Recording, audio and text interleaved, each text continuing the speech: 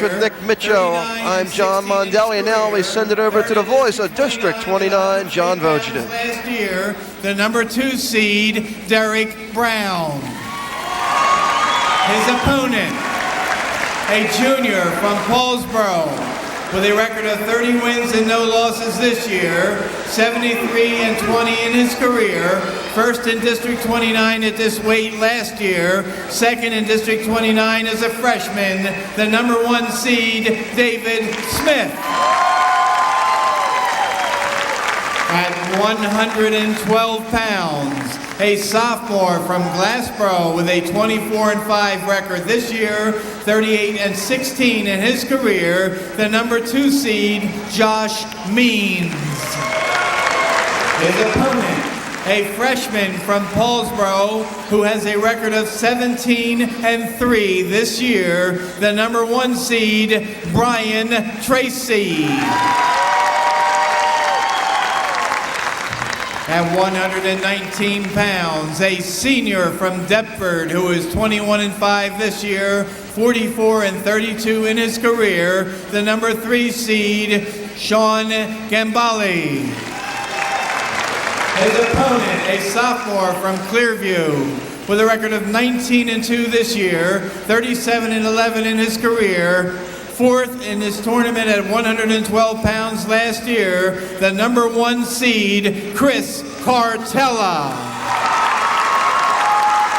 At 125 pounds, a junior from Pittman. He's 19-6 this year, 44-14 in his career, the number 2 seed, Jim Graham.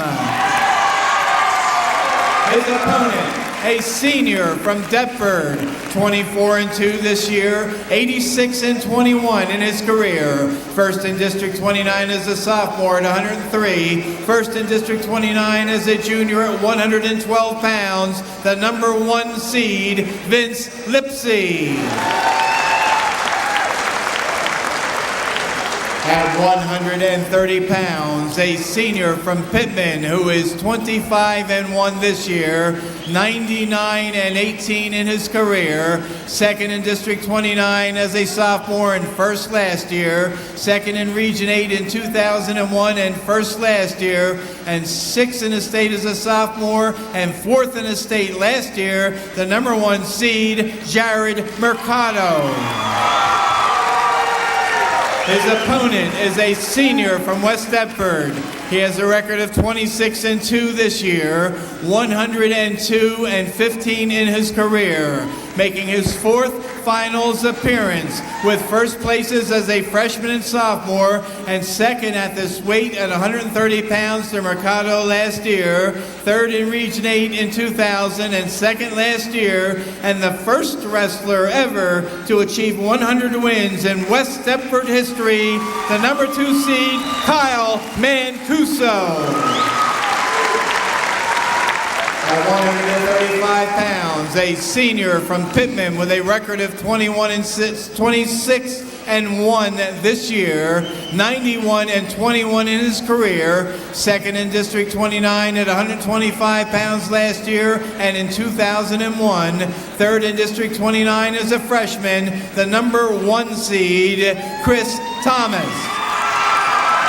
His opponent, a sophomore from Paulsboro, 24-7 this year, 43-12 in his career, third at 130 pounds in District 29 last year, the number 2 seed, Chuck Martell.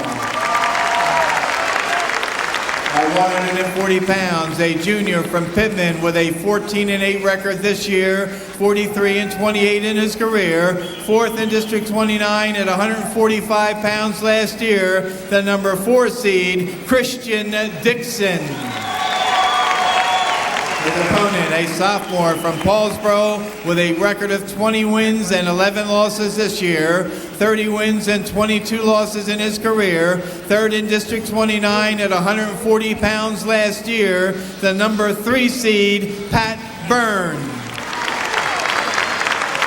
At 145 pounds, a senior from Pittman with a 26-2 record this year. He has 100 wins and 18 losses in his career. a three-time District 29 place winner who was second as a freshman and first as a sophomore at Paulsboro, first at 140 pounds for Pittman last year, and a three-time Region 8 champion, number 1 seed, Karis Cooper. His opponent, a sophomore from Gateway, who is 23-2 this year and 42-10 in his career, the number 2 seed, Dan Zander. At 152 pounds, a junior from Clayton with a 20 wins and 3 losses this year, 45-21 in his career, the number 2 seed, Dan Cliver. His opponent, a junior from Paulsboro with a 27-3 record this year, 84-18 in his career, who was second in District 29 as a freshman and first at 145 pounds last year here, third in Region 8 last year, the number 1 seed, Trevor Suter. At 160 pounds, a sophomore from Deptford who has 20 wins and 7 losses this year and is 29-13 in his career, the number 6 seed, Dewan Collins. His opponent, a junior from Paulsboro who is 16-11 this year, 32-22 in his career, with a third place finish at 152 pounds in District 29 last year, the number 5 seed, Nino Palomini. At 171 pounds, a senior from Deptford with a record of 19-2 this year, 52-24 in his career, with a 4th place finish at 189 pounds last year, the number 1 seed, Frank Caratolo. His opponent, a senior from Paulsboro, who is 17-7 this year, 36-18 in his career, and a 160-pound District 29 champion last year, the number 2 seed, Eric DiTono. At 189 pounds, a senior from Gateway with a 24-2 record this year, 69-25 in his career, with a 3rd place finish in District 29 at 189 pounds last year, the number 2 seed, Harry Zander. His opponent, a senior from Paulsboro with a 27-3 record this year, 98-17 in his career after placing first in District 29 as a sophomore and junior, second in Region 8 as a sophomore and first as a junior, 4th in the state at 171 pounds last year, the number 1 seed, Zach Garin. At 215 pounds, a junior from Gateway with a 19-7 record this year, 39-32 in his career, the number 2 seed, Joe Dooley. A senior from Paulsboro with a record of 22-0 this year, 67-11 in his career. He was a District 29 champion as a freshman and sophomore, a Region 8 champion as a sophomore after finishing 4th as a freshman, the number 1 seed, Isaac Redmond. And at 275 pounds, a senior from Clearview with a record of 18-1 this year, 80 wins and 18 losses in his career, was 3rd in District 29 as a sophomore, 2nd at 189 pounds last year, 4th in Region 8 as a sophomore, the number 1 seed, Jason Hatchell. His opponent, a senior from Paulsboro with a record of 23 wins and 8 losses this year, 33-11 in his career, the number 3 seed, Matt Petrutz. Now would everyone please stand as we honor America with the playing of our national anthem.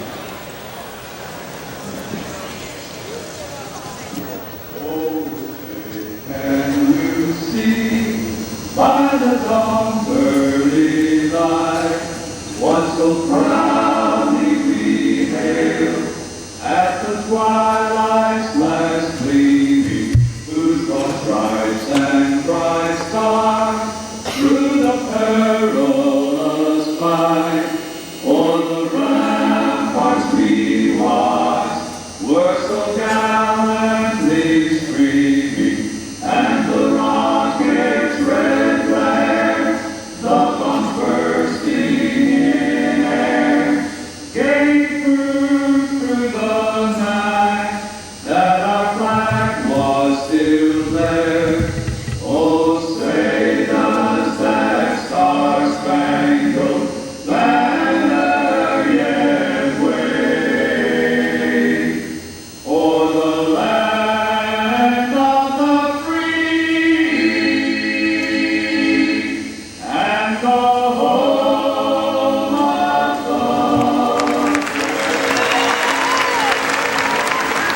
take a break. We'll come back with the 103-pound championship from Gloucester County College. The championship of District 29.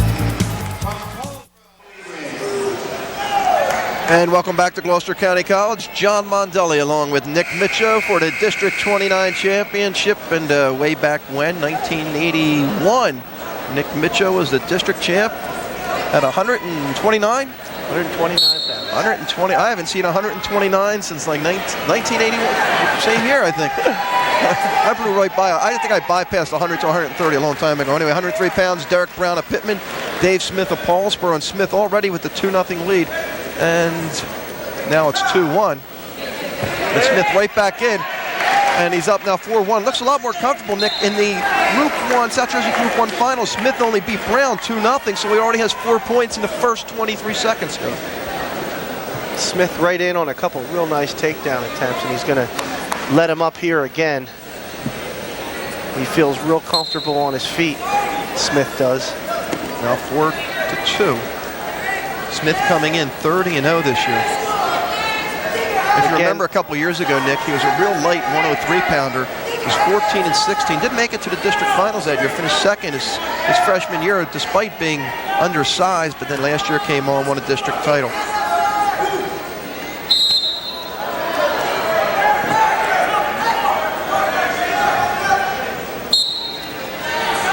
This is Brown taking the shot this time. Derek Brown, 23-4. He's a sophomore. Nice freshman year. Finished third in the district last year. 16-12 last year. 23-4 this year. 1 minute in the period. And we'll start him up again. 55 seconds left in the first.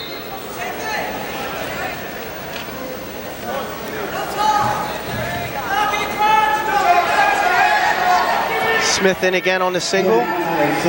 Tries a trip. But Brown's doing a real nice job defensively to fight that off.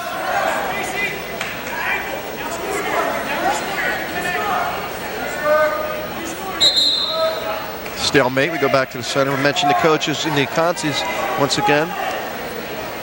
Your old teammate over there for Pittman, along with Wayne Rochelle, Chiaffi. Marina Duca for Paulsboro.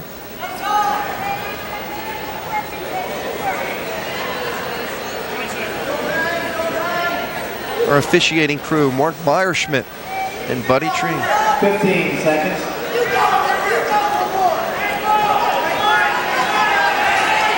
Smith with 10 seconds left, trying to get his third takedown of the first period here. He's got Brown locked up in some trouble here with a cradle.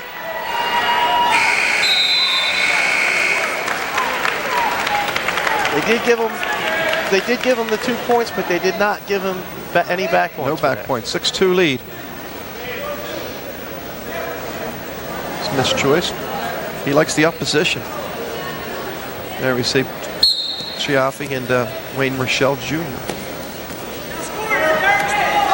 Smith in again. He likes that single leg. Just trying to finish it. Brown is a little taller than Smith, so he's able to defend that with his leverage. Nick, what I was going to say is Smith must be comfortable on his feet. A lot of times when you have your choice, most wrestlers take the bottom position. What did you like to do in that situation? Well, to be honest with you, I used to like to take the bottom position, John. I would like to take the easy point. I was pretty good on the bottom, so I was able to do that. But he may not feel confident. Right. He feels more confident. He doesn't want to be on the bottom against Brown. Brown may be a real good top wrestler. Right. It's now 8-2. So a nice job by Dave Smith early. And of course, you talked in the Concies about wrestling somebody tall, or you'd rather go against somebody your own size, and usually maybe the size is a factor there too. Yeah, the taller wrestlers usually are pretty good on top. They like to use their legs and try that cross body ride. Now 8-3 on the escape. 45 seconds. All Brown's points coming on escapes. Smith in a little bit of trouble here. Let's see how he can fight this one off. And he's doing a nice job to fight it off. Super job. 30 seconds. 30 seconds left in the second period here. Smith's trying to come out the back door here. Of course, in the consolations, Bradley Holmes of West Deptford finished third with a 9-4 win over Mac Ambalig of Deptford. So Holmes advances to Absegami. Still 8-3, final 10 seconds of the period. Smith trying to pick up a couple more late points like he did in the first. Won't get it this time, though. And we finished 2 periods. Smith with an 8-3 lead over Derek Brown. Smith 8, Brown 3. Paulsboro advanced 10 to the finals, Pittman 6. No surprise, they're the 2 favorites. Deptford with a nice job with 4 in the final. And Gateway with 3. Nice job by Gateway. Little TV timeout, huh? Looks like Smith has a bloody nose. And here we take a look at Derek Brown and Wayne Rochelle as we get back to wrestling action.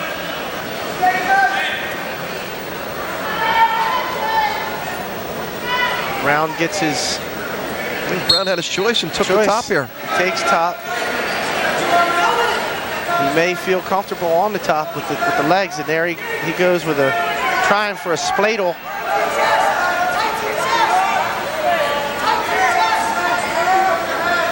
And the other thing here is maybe Rochelle saw that Smith didn't like the bottom and thought maybe there was a reason for that. He had his guy choose the top. But you know, in wrestling, if you look at a lot of the times, you look at the coaches and they're moving and, you know, twitching around a lot, but there's not a whole lot a coach can do besides maybe help the wrestler decide, you know, a choice in the period. Or yell a couple little instructions, but once the wrestlers go out there, you don't send in plays like football. Potentially dangerous. Pittman crowd not happy with the call.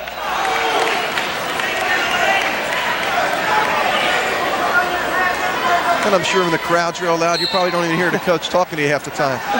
Only when there's a little break in the action, you look over at your coaches. That's what most good coaches try to teach their wrestlers is if there is a break in the action, that's the time to look over at the coach and see what kind of instruction they would like you to give to you. There's a stall warning against Smith. And this is exactly why Smith did not want to be on the bottom. Brown is really doing a good job working that leg right on top and power half. But he's also got to do something from that position too, Nick. He just can't light air. He calls a stalemate there. If both wrestlers can't advance in any position, then they stop the match and restart. And you saw Brown using the legs there, tying up the legs. And Brown was really working on Smith's head there, and I think some of the Paulsboro people thought it was a little unsportsmanlike. But, you know, he's trying to turn him. He's down 5 points. He's only 24 seconds left of the match. He needs a big move here, or even really a pin to win this match. 15 seconds. And it doesn't look like it's going to happen. You see Brown's a little frustrated. Brown from Pittman right there. As you look at him, he's a little frustrated that he can't turn Smith. As Smith stands up, tries to turn back in to grab that leg. Trying to pop his head, he can get a reversal here. Not that it's going to matter now because there's 4 seconds left. And he got it. 10-3 win for Dave Smith. He wins his 2nd consecutive district crown. Final result, 103 pounds, Dave Smith Paulsboro. Won by decision with Derek Brown of Pittman. Score 10-3. Take a look at Paul Moran. Here's the team score updated right now. Paulsboro with 205, Pittman 168, West Deptford in 3rd with 117.5, followed by Deptford, Gateway, Clearview, Gloucester Catholic, Clayton, and Glassboro. 112 pounds. Brian Tracy of Paulsboro, just a freshman, 17-3. Josh Means of Glassboro, sophomore, 24-5. This is going to be a good one, Nick. Oh yeah, this is going to be a real good one. I think this was one of the most anticipated matches of the evening here. And one thing about Means, you can't just look at the 5 losses, because one of his losses, he moved up to 125 to wrestle Wilcox of Shallock. So he's willing to go out there and wrestle the competition. Here's Tracy with the shot early. And he gets the takedown. Tracy on a real nice high crotch move. Draws first blood.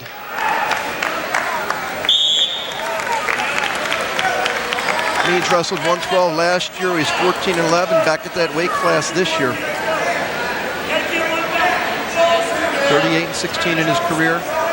Talked about Tracy being a freshman. 3 losses, 2 coming at the hands of Phillipsburg wrestlers.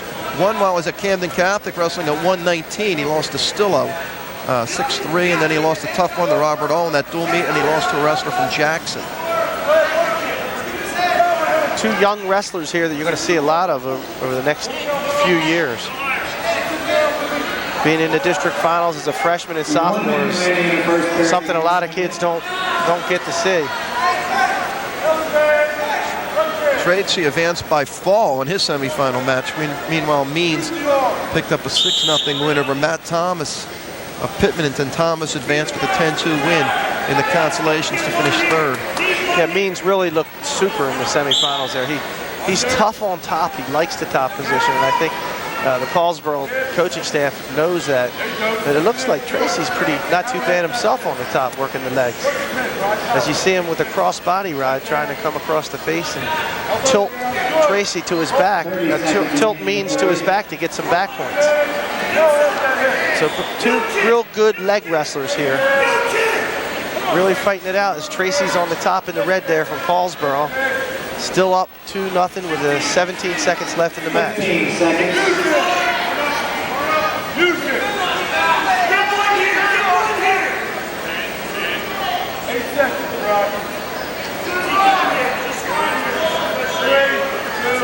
And the first period will end with a 2-0 lead for Brian Tracy.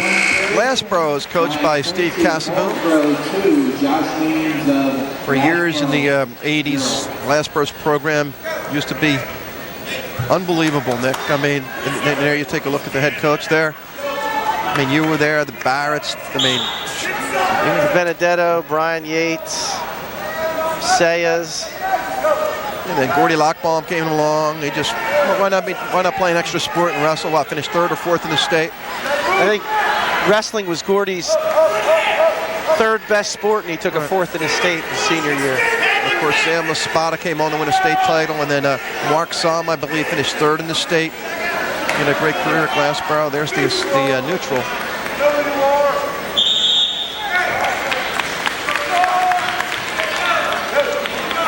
Tracy was a pleasant surprise for Paulsboro this year, coming in mid-season to help them fill a spot. Absolutely. Came in from Camden Catholic. Camden Catholic transferred in, 17 wins on the year, and now leads this one 3-0 with 1:20 left in the second period.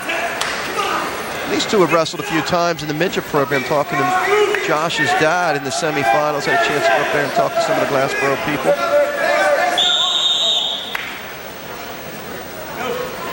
Potentially dangerous.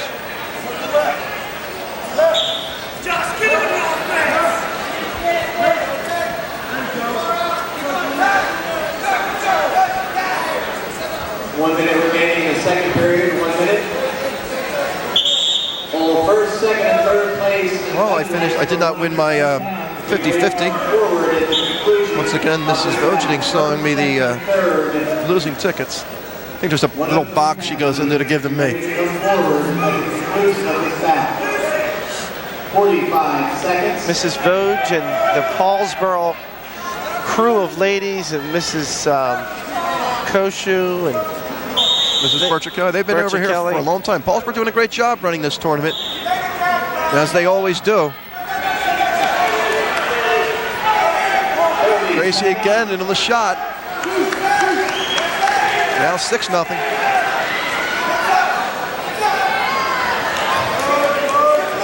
A little bit of trouble there, though. And he's in a lot of trouble right there. There's the reversal for 2. Does a nice job bellying down, not getting in any more trouble. So 6-2 lead with 10 seconds left. That was big for Means right there, to be able to put Tracy to his back so he could, have a little bit of confidence going into the 3rd period here. Down 6-2, you're only down 4. And hopefully he's going to get a chance to be on top. He hasn't been in his strongest position yet, which is the top position. 6 Means of Glassboro 2. And it looks like they're just trying to figure out whose choice it is here. First, second, And and third. Josh Means does take the top position. Right there, he's comfortable on top. He feels he can turn Tracy. Caution though on Means. Here's Tracy. We take a nice look at him as we start.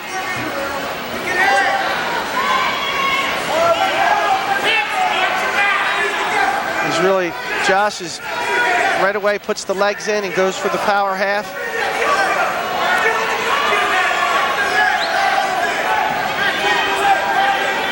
Tracy really trying to get out of that and avoid having that, putting that leg in there. He grabs the leg and does a real nice job of getting a reversal here on Means.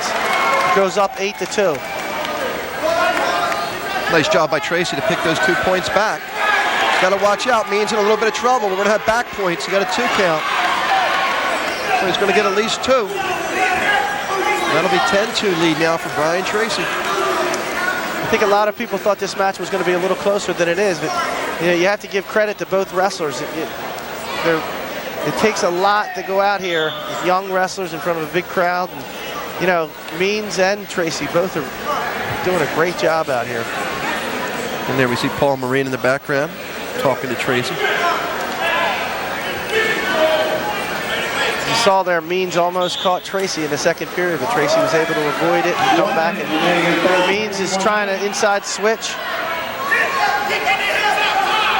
He would just wants one more opportunity to get on top of Tracy again, but he's not able to do that. And I think you sense if Tracy gets in a little bit of trouble, he just might cut him. Just let him go. Yeah, that may not be a bad idea. Switch, re-switch, there we go. 30 seconds. A good little flurry of action there as Tracy's trying to go for a cross-body ride.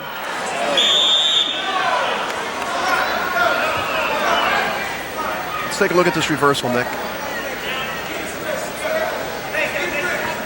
See Tracy there going right from a single to a double, just rocking Means to his back. Once he starts getting Means to start thinking about his back there, he gives up the 2 points. Here's another reversal. Means gets those 2 points back. He's still down 6. 10-4 with under 10 seconds left, so he's going to need a big move. Right now, Means just doesn't have enough time to turn Tracy, as Tracy's warned on the bottom for not doing much moving. But he's going to pick up a win, 10-4. And district champ as a freshman. Can't win 4 district titles till you win your first. We'll take a break. We'll come back after this timeout. At this time, we'll have a medal presentation for the 100.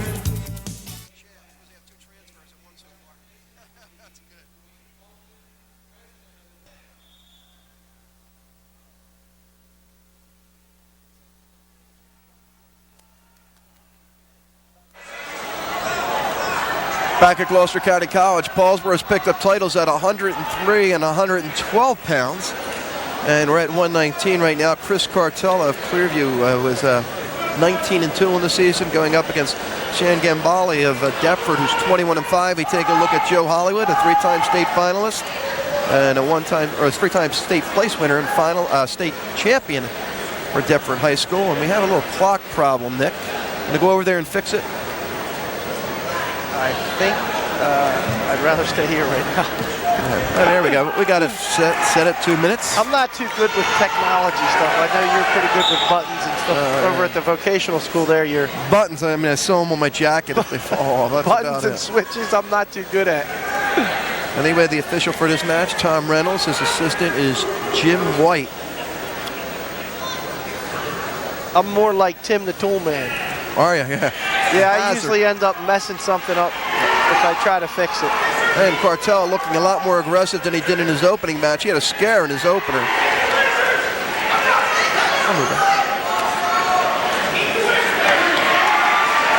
So he has a 2-0 lead. Cartel had a scare. I mean, he was losing a lot of that semifinal match before coming back to win 9-7. And then meanwhile, Gambale with a pin over Mikowski of West Deptford for his victory in the semis to advance to the finals. Cartella had a brother that was second to state last year, Mark Cartella. Had a great job. Advanced to the finals against Antonio Mangione of Del Barton, who's right now considered a favorite at 140 in the state. And as a matter of fact, Mark's having a nice year over at Drexel, I believe. 1 minute remaining. Where I think that Joe Melchiori is an assistant coach over there. With Joe Melchiori of Highland. Not a bad wrestler in his day.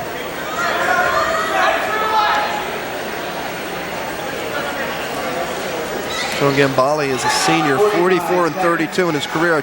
Coming on big this year, 21 and 5. 10 pins this year. Cartella, out of his 19 wins, 12 were by pin. 18 and 9 last year, 19 and 2 this year. Cartella finished 4th in the districts last year.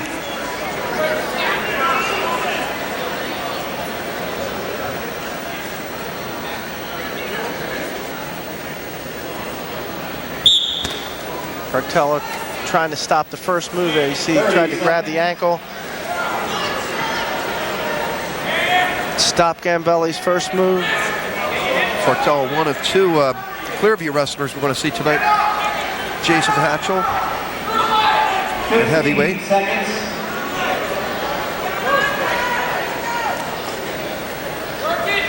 Cartella trying to 2-on-1 there and just hanging on here right now with 2 seconds left in the first period. There's the end of the first period, and he's Cartella from Clearview up 2-0. There we take a look at the Clearview Braid Trust. Here's Bobby Bruno, Mr. John Marinelli. I was going to say Mondelli. Marinelli, Mondelli, Okay. Marinucci, Yeah. whatever. What is it? It's having trouble with those Italian names, huh? There's the one. 3-0 lead for Cartella. Rakowski of West Deptford, a 16-4 winner in the consolations. He finishes 3rd. He'll advance to the regions.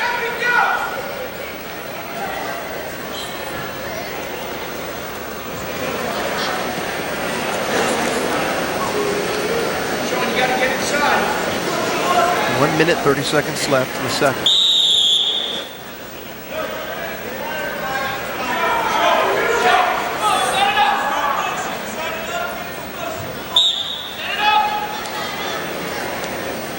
Of course, Clearview made it into the Group 3 playoffs. Deptford had a pretty good season, got bumped out at the end, sort of like West Deptford. Lost out on a chance to advance.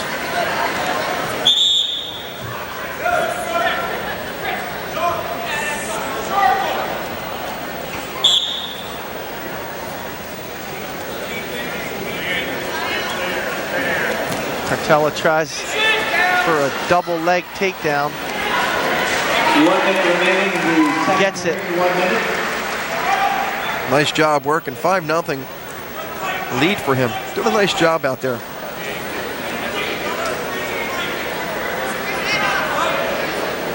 $45 seconds.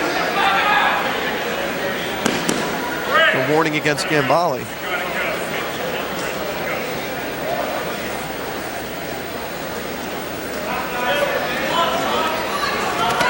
$30 seconds. Cartella working that half Nelson. Gambale was able to roll out of that move and get a escape. And they just give him the one. Let's watch this takedown by Cartella. Cartella gets in real good, real nice on that double leg and is able to, again, get Gambale thinking about his back, and Gambale does the smart thing and bellies down, as they call it. And Gambale trying to turn to get that 2 late points, and he does. He's back in it at 5-3 with 10 seconds left in the second. So 2 big points late here in the second period, Nick. And as a wrestler, you don't like giving up points late in the period. You don't like giving up points anytime, but especially late. That's one of the things that the coaches really try to stress to you in the practice room. With less than 10 seconds left in the match, you never want to give up any points or any period with less than 5 or 6 seconds. It's really hard to give that up and come back and do well in the future periods. And the thing here now, Gambale starts on the bottom so he can get out. It's a 1-point match. A takedown gives him the lead. Yeah, and it's a confidence builder too for Gambale. He knows that he's been down before. He's gotten out. He feels that he can get out on Cartella. Cartella doing a real good job on top, just with a real nice tight waist there and a tilt.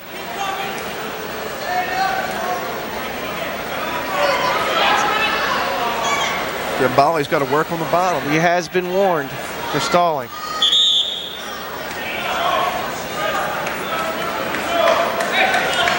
.126. You can see Gambali looks in pretty good shape, rushing back to the center. We'll see if conditioning plays a factor into this match.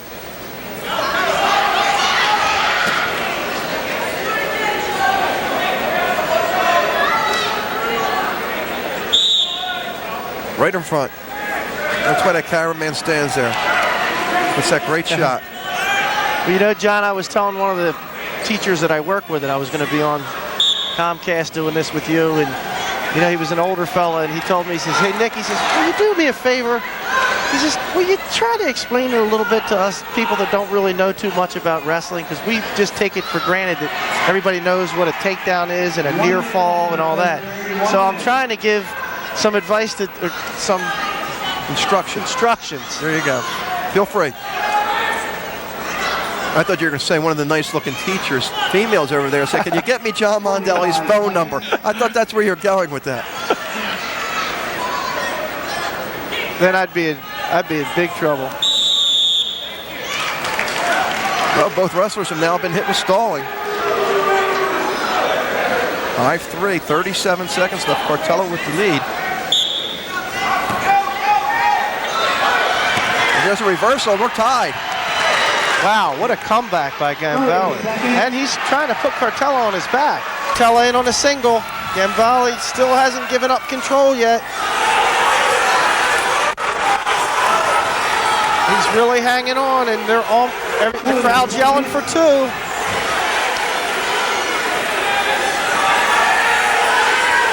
The refs are kind of getting close and talking about it. And there's the two for Cartella. He gets it. Wow. That was definitely a no brother. We'll give it a no brother, absolutely. Was it an oh my? It was both. Oh my and an oh brother. Nice match. Cartella had the lead early and had to hold on, and then at the end. My buddy James DeMarshall here, he knows how to do Mr. Vogeting. Oh my, oh brother, don't you, James? Nicky has one of his students here tonight. And we're going to take a break and come back after this timeout.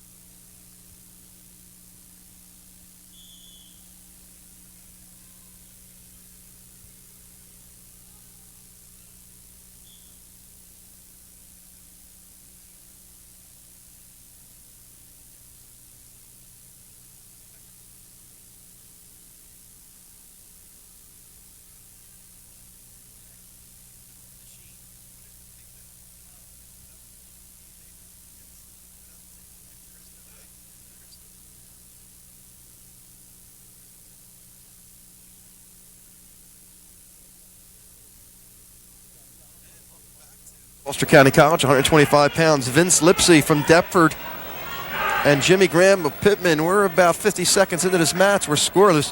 Lipsy's the #1 seed, 24-2 this season, and actually moved up to 130 to wrestle Kyle Mancuso, which was one of his losses. Jimmy Graham of Pittman, a junior, 19-6. Lipsy is a two-time district champ.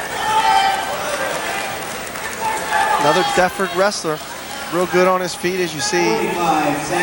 In on Graham, gets the 2 points. Graham had a real nice match in the semis. Upset, not really an upset, but Parker, the #3 seed from Paulsboro, he beat Parker 2-1. Parker went on to beat Jason Brown of Clearview 5-0 in the consolation, so Parker moves on. Which, I mean, Paulsboro advances 11 out of their 14 to the regions.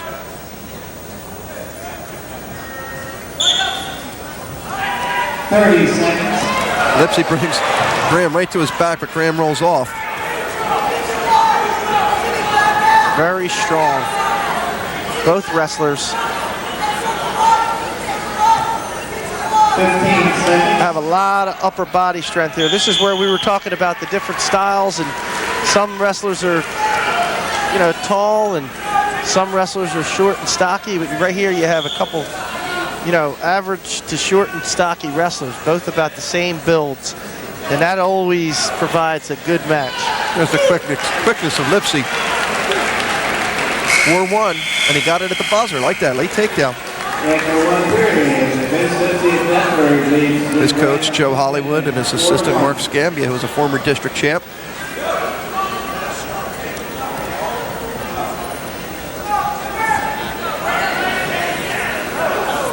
Jimmy Graham was really disappointed to give up those couple points that late in the period.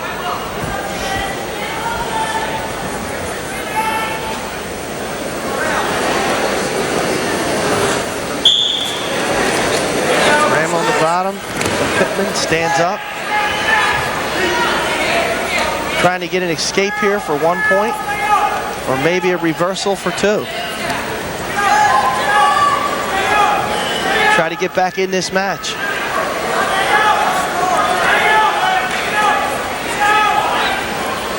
Of course, Lipsy's been through these wars now, winning the last 2 years he's been in the districts, winning titles.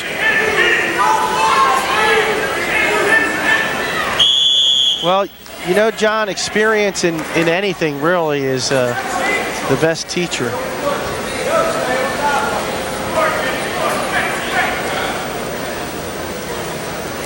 And he has a 4-1 lead. Standing room only. It's about 2 deep behind each bench.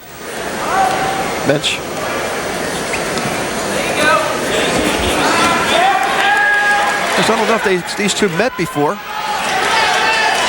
But Lipsy in control right now. Trying to get some back points. Lipsy's got that half Nelson in. He was able to get 3 back points on Graham there. 1 minute remaining in the second period. 1 minute. Halfway through this one, 7-1.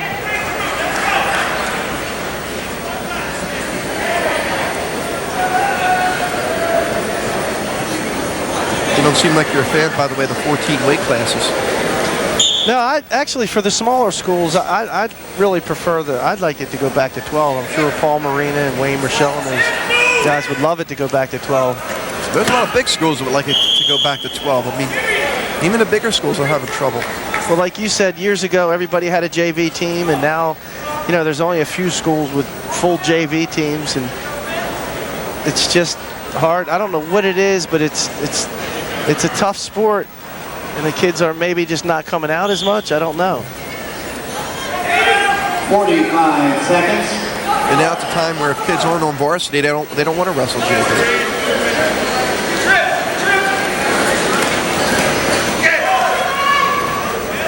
And Lipsy with the 7-1 lead. Locking hands. 30 seconds.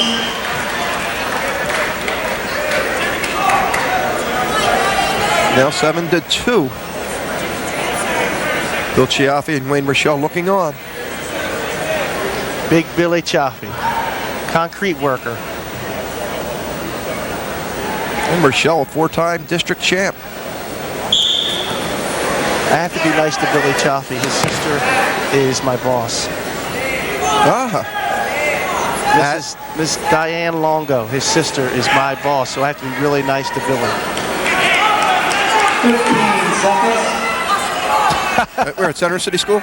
Yes, okay. Center City School. It's her 2nd year as a principal there at Center City School.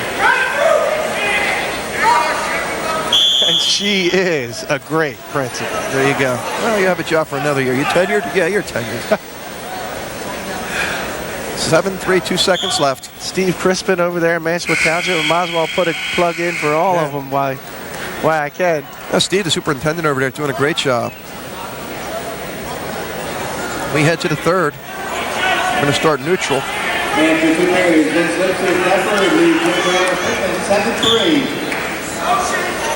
7-3. Graham here now is really trying to, he's going to need to take Lipsy down, and Lipsy's going to play it a little defensively here. And you don't blame him. He's got to lead. He doesn't really have to be too aggressive. But he does go in for a nice double again and gets in deep on Graham. But Graham has been doing a super job of fighting these takedowns off.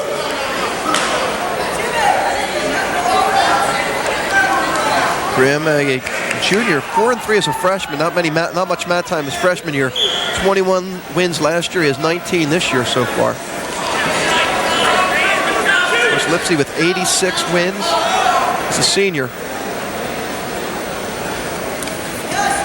Sometimes just that 1 year of experience can make a big difference.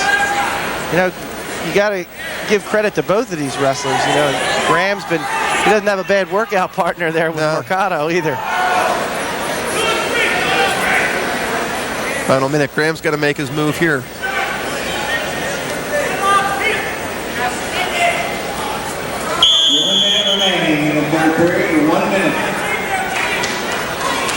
At this point, if you're Graham, it's almost, you know, go in there and take your chance. A lot of times you'll see a throw, maybe try a headlock or maybe a pancake or a waffle or chip beef. Chip beef. Oh, I thought we were talking about breakfast. Oh, they used to call it a pancake. There. I never heard of a chip beef though.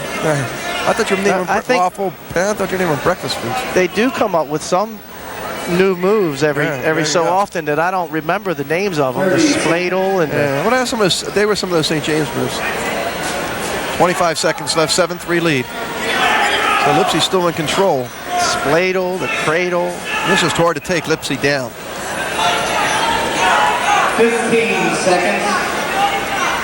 But don't forget, Graham still goes, both of these fellas are going to go to the region tournament. So as much as Graham's a little disappointed here that he's going to lose, he still gets a shot at the region.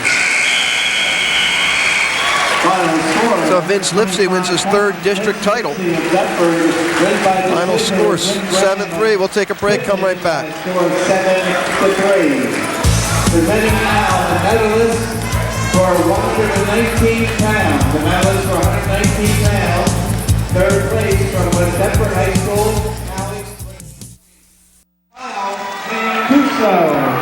Back at Gloucester County College, premier matchup tonight. Jared Mercado at 130 pounds against Kyle Mancuso.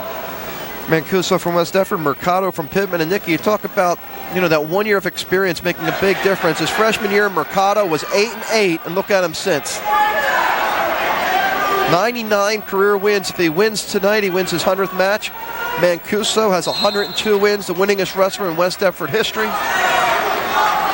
And 21 seconds in, Mercado won the first matchup this year.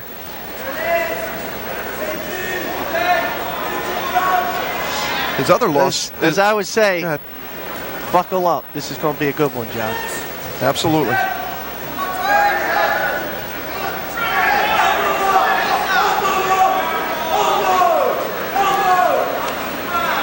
Mercado did nice.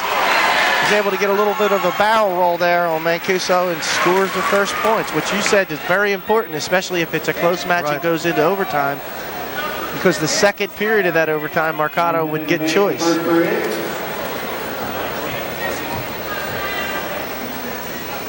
the escape. The one kind of releases Mancuso there. 45 seconds. Wow, Mancuso, nice move on the leg.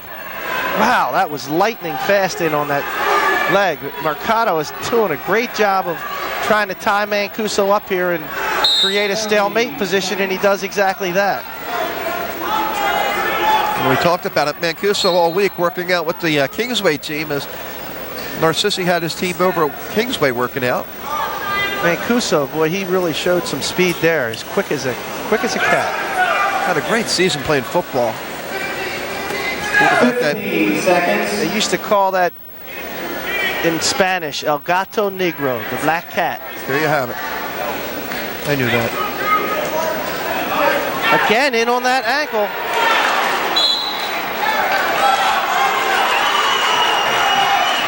Two seconds left. Good wrestling so far. Caution on Mercado. Both of these wrestlers are excellent on their feet, John. This is what a lot of wrestlers love to see, because you know what happens a lot of times, people, especially the ones that don't know too much about wrestling, they get bored with seeing a wrestler on top and one on the bottom the whole time. They turn their TVs off. Don't turn your TV off on this match, because this is going to be on your feet wrestling as best as you can see it. Two of the best in the business.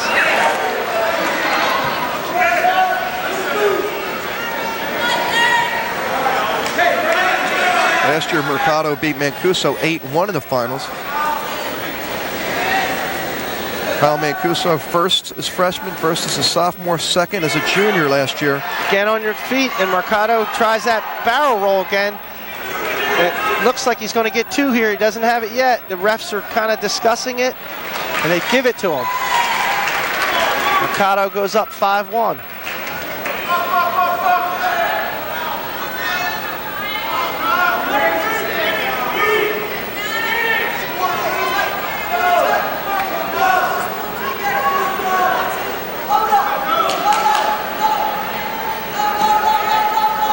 Mercado trying on top for that bar arm tilt. A lot of the wrestlers use in the top position. And this is not a bad weight class in South Jersey with Ivan Wiggins of Sterling. Now, Region 8, I mean, you have these two guys. You have Ryan Bridge of Absegami. We have an injury timeout. Mancuso last year finished second in the regions. Also to Mercado, who finished first in the regions, second in the regions as a sophomore. That's the year Jimmy Rollins had such a great year. You have your stats up there. Look at that 130-pound weight class. It's loaded. Wiggins, you're right. Wow. That's a stacked weight class. There's his takedown, though, by Mercado. On Tuesday night at Absegami. On Friday night, starting at 6 Hey, I did my homework, Mr. Mondelli. Absolutely. I'm not John Vogeting or anything here, but I don't work for the newspaper. But I did pick up Mr. Vogeting's newspaper here, the Courier Post, and he does a really nice article every Saturday on the college wrestling wrestlers that come out of South Jersey, and he's been doing that for years. They also do a great job, the Courier Post, of giving information on wrestling. Nice job, that varsity section. 54 seconds left, second period. Mercado with a 5-1 lead. Looks like we have some blood on the mat. If you're a wrestling fan, you want to pick up the Courier Post during wrestling season. My wife said to me this morning as she was going out, "Do you want me to get the Courier Post?" I said yes.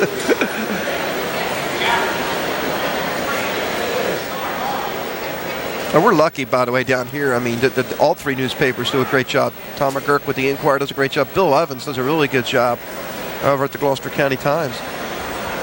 99 wins for Jared Mercado, going for number 100. His teammate, Cooper, got the 100 win, his 100th win in the semifinals. Yeah.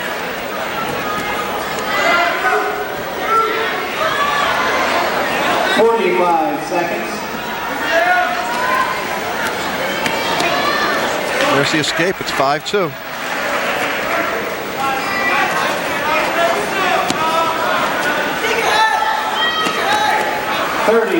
Mercado's brother was a decent wrestler too, wasn't he? Right, I think now he's at Brown University.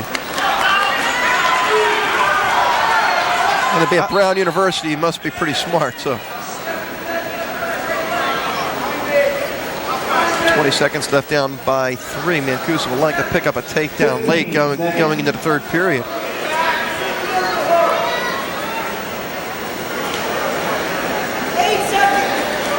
Mancuso is still in this match. And we're going to go to the third. 5-2. It's going to still get worked on over there. Still must be some blood. 125. By the way, just want to remind everybody, if you're watching this show on Monday, Report to the side of that national. our wrestling show, High School Sports Report Wrestling Show, is moving to Wednesday this week. Wednesday at 6:30, we'll have our region preview. I think the opening rounds of regions will be Tuesday, so they'll seed after that.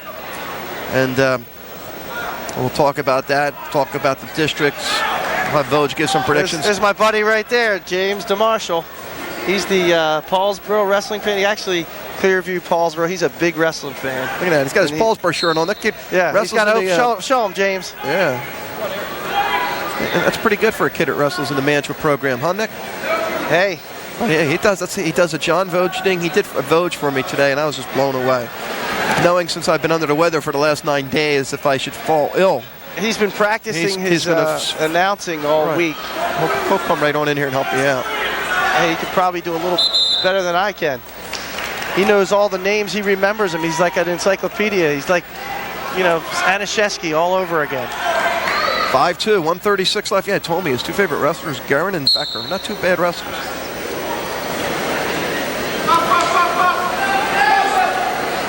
James has a wrestling mat in his basement also. It's an Iowa wrestling mat, Iowa colors. He might be covering him, I guess, in a few years. Hey, you never know. Well, there's the escape, 5-3. So Mancuso's within a takedown, tying the match.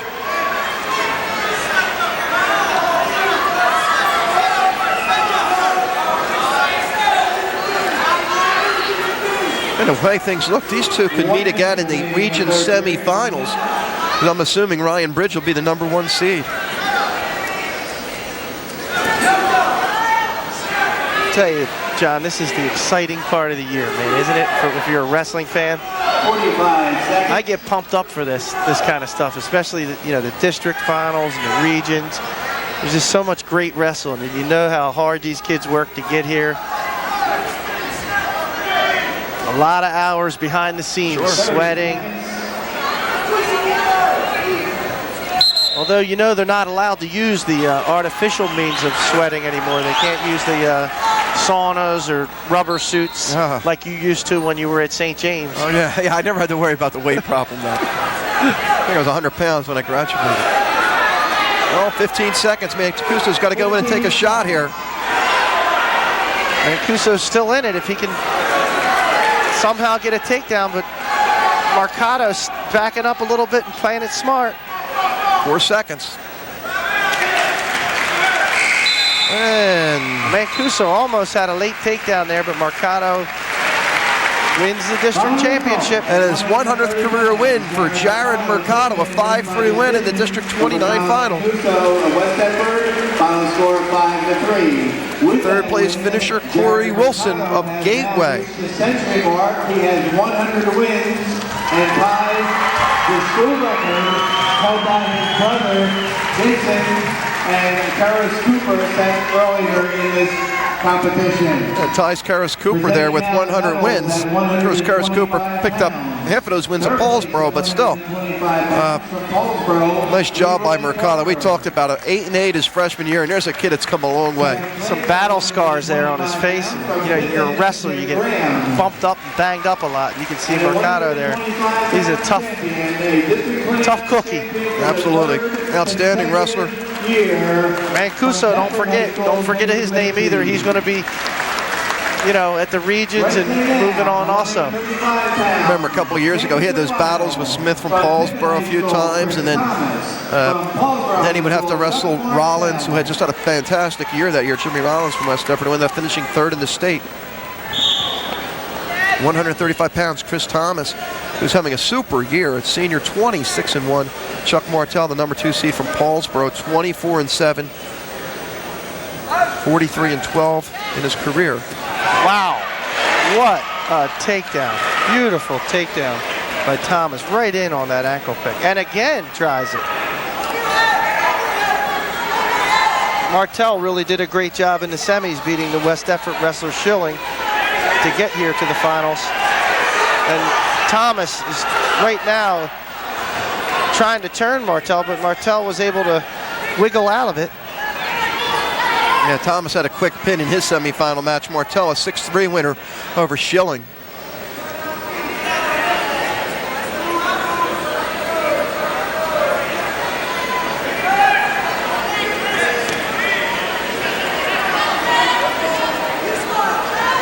1 minute remaining in the first period, 1 minute. You know, over the last 20 years, you see a lot more wrestlers being better on their feet, John.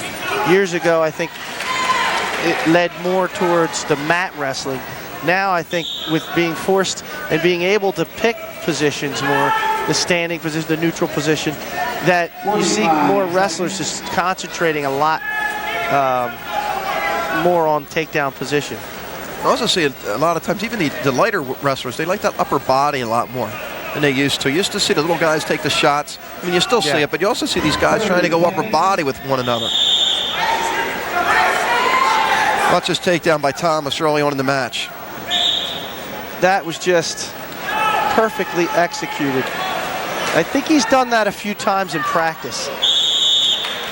Well, sure. I mean, you're sandwiched between, you know, Mercado and Cooper, or somebody in there you're wrestling with, so you know, pretty good partner. There we have a timeout. There you see Paul Marina on the left, Dean Duca, the assistant, on the right. Paul Marina has done such an outstanding job with the Paulsboro Wrestling program over the years. And there's Dean. He's got a great group of people around him, and you know, it's a tradition that he has kept going, and you have to give him credit for that over the years. He just takes that program as a family. Yeah, you know what's funny is he treats everybody as a family, and they treat him as a family. Everybody's saying, you know, Paulsboro had a bad year. How would you like to go like 19-3 and win a state title, and that's a bad year? There's Nick Marina, one of the assistants, DJ Kama, who helps out with that program, a pretty good wrestler in his day. It was a state place winner his senior year for Paulsboro. Cleaning up the blood as we get ready to go out there. He was a St. James guy too, wasn't he? He was a coach at St. James. Nick Marina, absolutely, was a coach at St. James. You're right. His brother, I think Dennis, was also a coach there. I think Nicky's a caterer or something now, isn't he? With all that black shirt all the time. I told him he looks pretty good in that. What do you do? He said, I'm a caterer. It's bad enough he's thin, but he's got to be thin and wear black to even look thinner. You know, guys like me are trying to lose weight all the time. Thomas leads 2-1. There's still 21 seconds left here in period number 1.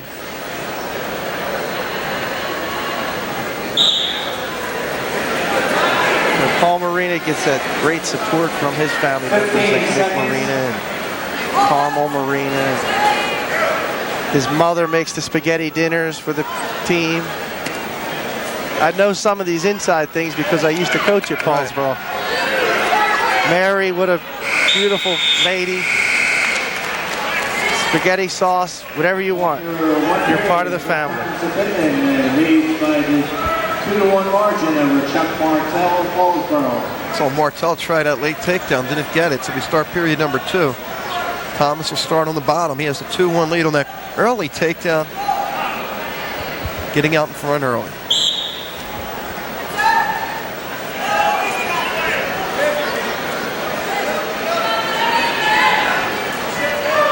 Martell trying for the big move right there. Yeah, he tried that. Tried to get Thomas in a cradle from a standing position, which is kind of hard to do, but I tell you, Martell is very aggressive. And he lets him go. It's 3-1. Watch out for that ankle pick again. I think Martell's aware of that now. He may change his style. He may go to a different kind of stance. They're both kind of square stance. They call it a sugar foot or a stagger foot, but these two wrestlers are both squared off like two pit bulls. There's Martell trying for the takedown there. I don't know if he's going to have enough room. He got it. Oh, that was Thomas that got it there. 5-1. Martell got a little sloppy, went in for the takedown. Let's watch it. Right there, it's anybody's takedown. As you look, it looked like Martell was going to get it, and then Thomas gets his hips up and was able to get the 2. Now 5-2. 1 minute remaining in the second period. 1 minute.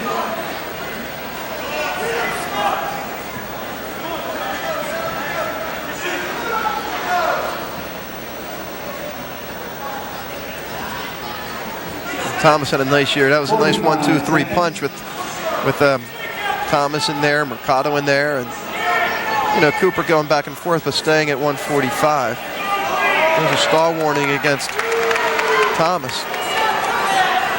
30 seconds.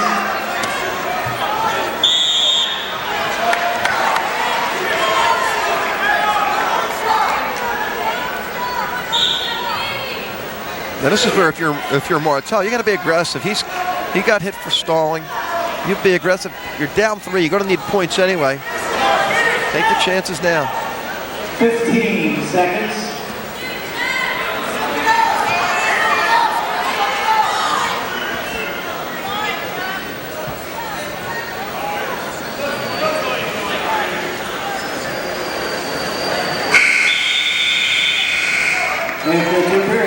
Thomas has been pretty consistent his whole career as we look at some of the crowd here at Gloucester County College, the Pittman crowd.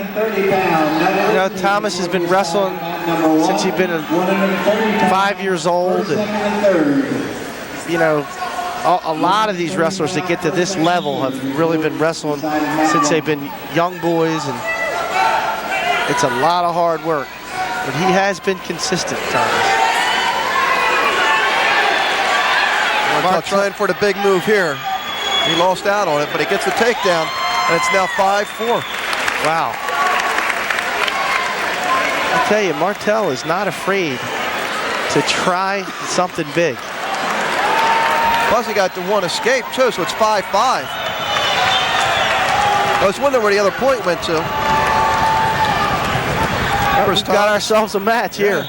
Thomas was a third as a freshman, second his last 2 years. He has a 6-5 lead here now. There he goes with his quickness. Caught Martell falling asleep. 8-5.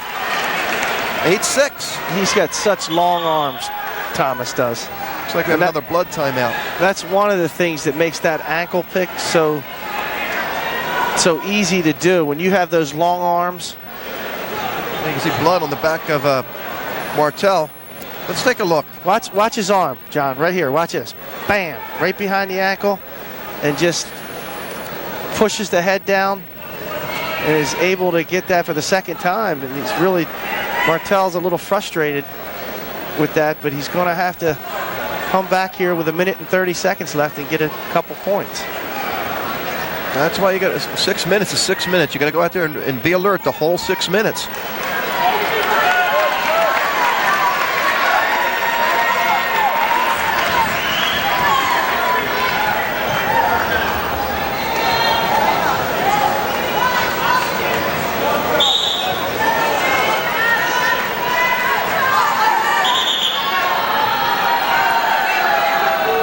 These guys do not look tired either, John. They look like they could go 12 minutes. I mean, this is some good stuff here.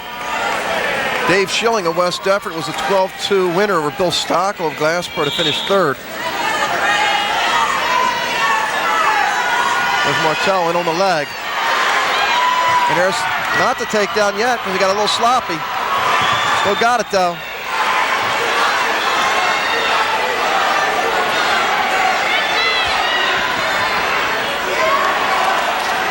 Wow, these boys are opening up. And there's a takedown by Thomas. He caught Martell on the line. 10-6, 59 seconds left. Boy, he really gun smoked him there. I mean, he just waited for Martell to take that shot and just played right into it. Wow, what a flurry of action though there. Boy, they are opening up. That's what you call opening up, not holding anything back. Now 10-7. Yeah, Martell's got nothing to lose now. I mean, he has done such a great job throughout this. Both wrestlers have done great, but I mean, Martell, he's down by 3. There's 40 seconds left, and he is still coming at Thomas like a tiger. And I thought Pittman were the Panthers. There's a stall warning. It's 10-8. A takedown can tie it. Martell knows that also. He's got the leg. And Thomas has got to watch about fleeing the mat, too. He's got to make sure he tries to stay in. Watch this takedown. There he is. That's waiting for Martell to come in and take the shot. That's the breakfast sandwich. Yeah, I thought that was gun smoking him. That's gun smoke pancake. 10-8, final 20 seconds. 15 seconds.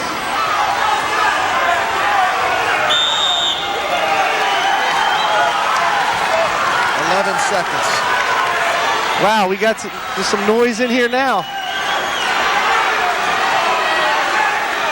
There's Stahl, it's 10-9, 6 seconds, 5 seconds. A takedown for Martel can win it. Thomas can afford to stall still because it would only be one more stall, one more point. And then takedown, no takedown. No takedown. And the buzzer goes off. Final score 10-9. Without a doubt, the most entertaining match of the evening.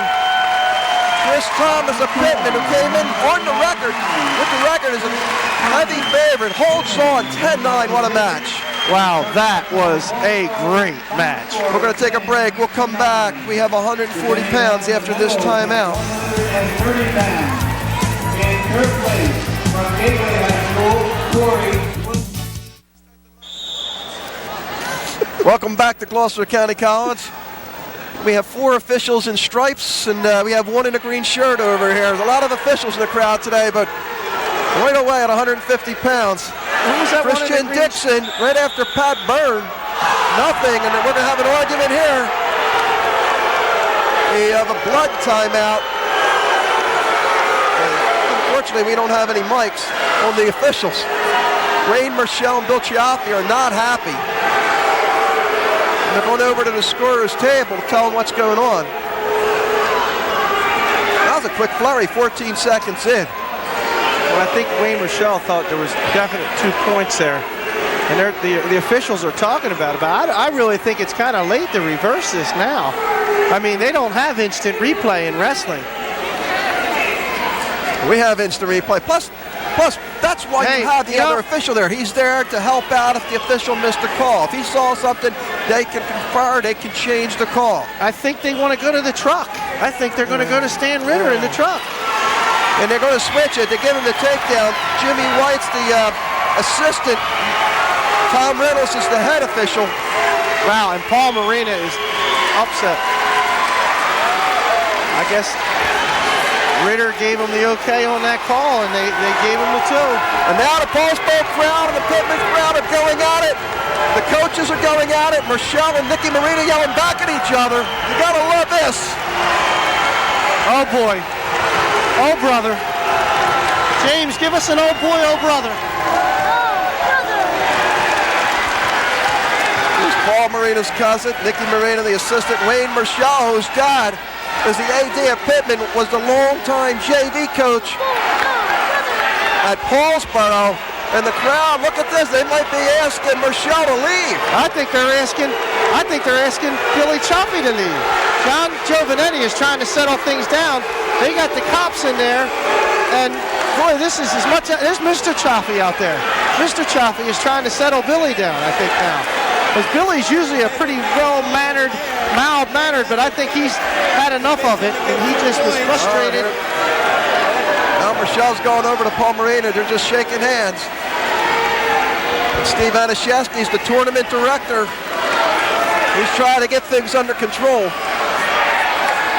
Well, they're going to let Chaffee stay. He has a good reputation of being Billy, if he was a habitual at this, he would have been out of here. But he has such a good reputation that they're going to let Billy stay. And it looked like they were going to throw him out of there. And, hey, we got it going on here at Gloucester County. You never like to see any dissension, but it's all in good fun and frustration a little bit. Yeah, it's competitiveness. There's the escape 2-1. The competitive the number nature. 3 seed, Dixon the number 4 seed here. Hey, Dixon man. came in 14-8, Byrne 20-11. The people were making. They did a real nice job of handling that, John. There's Byrne in on the leg.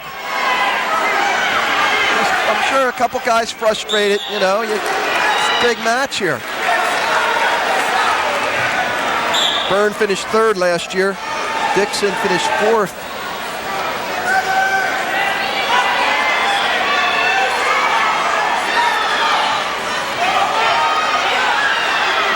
Matter of fact, Dixon wrestled 145 last year. There's the takedown for Byrne. 3-2 lead.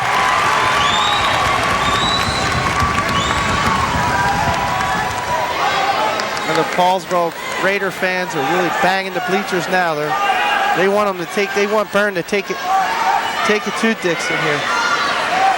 45 seconds.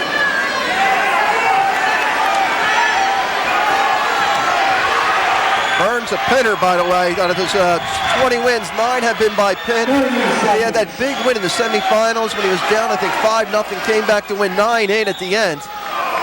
Well, as you said, John, these are 2 underdogs here, too. I mean, Dixon from Pittman was the 4th seed. Right. Byrne being the 3rd seed. They both knocked off seeded opponents, and hey, Dixon, they have nothing to lose here, so they're going to let it fly. Yeah, Dixon picked up a major over Joe Smashing, who was the number 1 seed, 15-7. 15 seconds remaining in the period. 15. Did an outstanding job in his semifinal match. Hey, we're only in the first period here. We talk about the size, too. There's a stall on Pittman.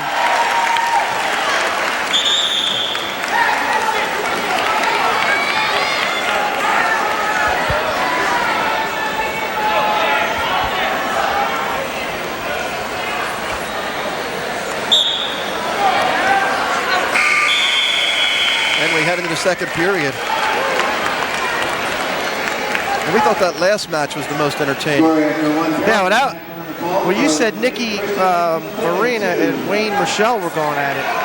That's a little bit of a mismatch. Screaming back But and I don't forth. know. Wayne was not a bad little wrestler in his day. I think that might have been a good one, Wayne Rochelle and Nicky Marina. A little guy against a big guy, but hey, you know they're friends. They're just buddies. That's why we're just teasing. It gets competitive out there, Nick. You know that. You've been out there. They get their enemies or their foes here, but when they leave tonight, they'll be buddies. Another takedown for Byrne, 5-2 lead.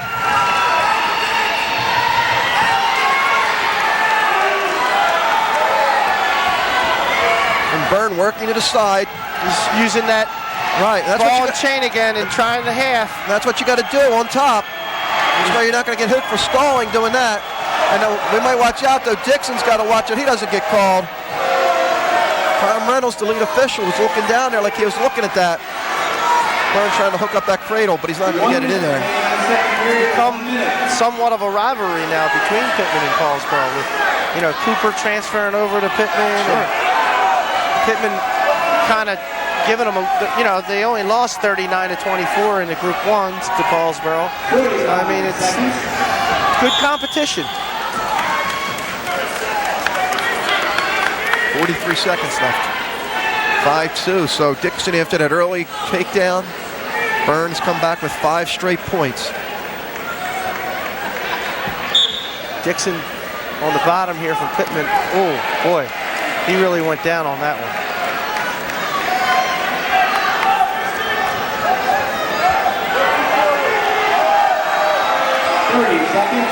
Paulsboro fans want another stalling, and they get it against Dixon, and that'll be a point. Give that stall to the crowd there. 6-2. Hey, sometimes the coaches can, or the crowd can influence the officials. I'm surprised though, because I thought that stall would actually have come like 15 seconds earlier when they were on the other side of the mat. Who was that? I'm surprised the officials here stalling a lot of times from the crowd. It just seems like they get the call, no matter what gym you're in. Who was that official you were talking about in the green shirt? You said there was a striped shirt and then green. Who was that? I don't know. Was that John Cobb? I think so. Your buddy from West Effort? Yeah. Well, Byrne in control, 6-2. You used to play soccer, I hear, high school soccer against each other. John Cobb? Hey, he's a soccer guy, but, he comes to these matches all the time. He loves this sport. He's a councilman. Is he still a councilman in West Effort? Believe it or not. Hey, good man, John Cobb. Yes, he is. Byrne starts on the bottom here to start the third. There's a lot of avid wrestling fans in this district. You see people 20 years ago, you still see them today. Pete Lamani, you go through the names, Williamson's, every town you look at has a connection. As you said, the Psalms, I saw Otis Myers from Deptford. Yeah, the Psalms, their son has graduated a while back, and they still come out. And I'll tell you what, if Byrne has a weak spot, it is on the bottom. I've seen him a couple times this year get in trouble when he's on the bottom. And I'm sure Wayne, if I know it, Wayne Rochelle knows that.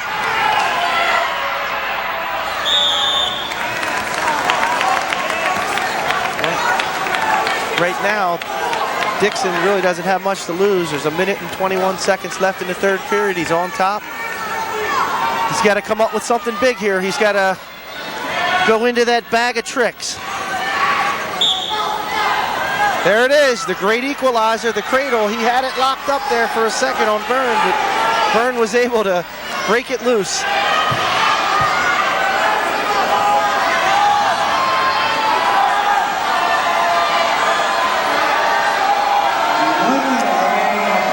Now the Pittman people want the Paulsboro wrestler to be called for stalling.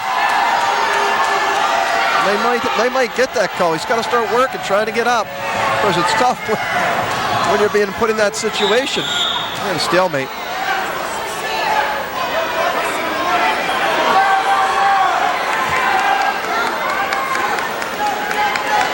Dixon had that cradle locked up. Well, he would have liked to have that one back. 45 seconds. Byrne gets the escape. And I think Dixon's going to look for a headlock here or something big. Yeah, he needs to throw here. He's down a lot. And Byrne, being as smart as he is going to just get behind and stay in control. He goes for another takedown and goes up 9-2. Two underdog wrestlers doing a great job here in the District 29 finals at Gloucester County College. I want to mention Rob DiPaolo, a 14-4 winner over Joe Smashig of Gateway to finish third. So Byrne, who's up 9-2, is going to advance to the final as we look at the Paulsboro faithful.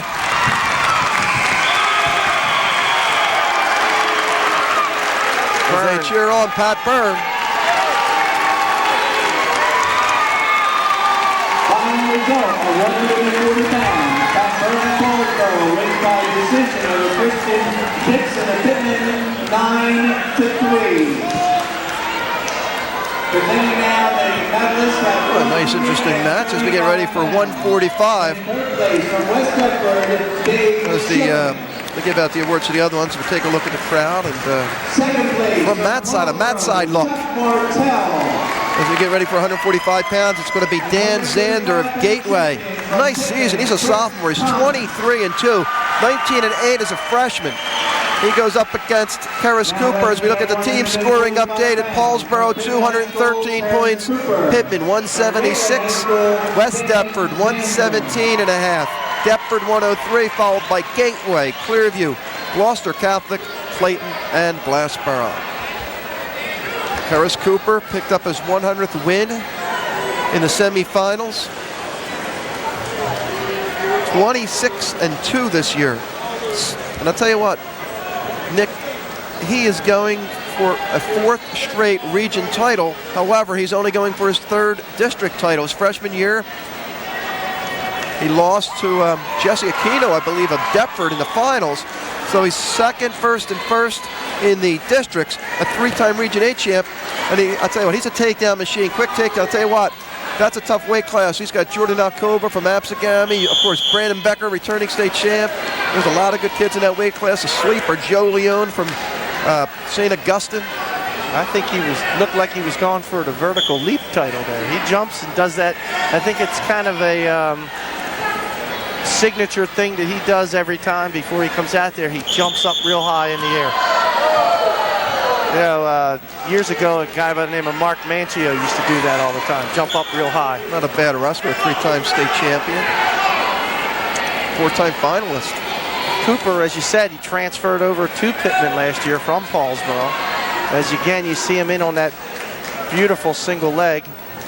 And he's just a takedown machine, as you said. Zandler's going to have his hands full, but as you know, Zandler moves on. He's going to go to Absegami. And talk about Cooper, by the way. 2 matches so far in districts. He scored 41 points. He won 22-7 and 19-1. So we talk about the points he can score. He wants to go upper body right now with Zander.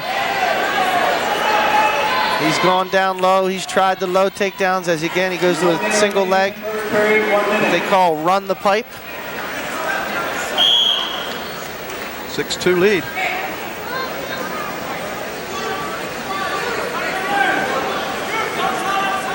It's weird, he had 2 tech falls this year coming into this, and he's got 2 already in the tournament. And that's what he's going to play this. Let him up, take him down. If he keeps doing this, he may get another technical fall. 8-3. 47 seconds left in the first.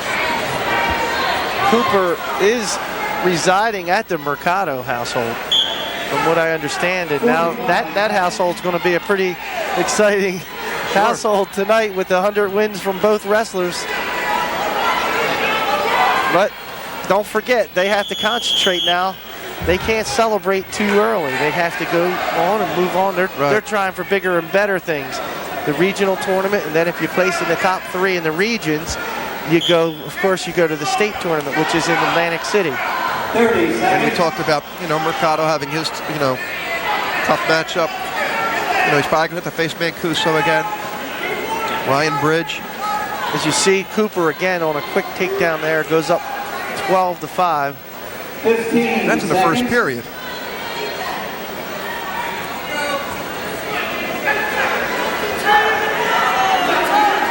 Of course, Cooper has Becker in his weight class.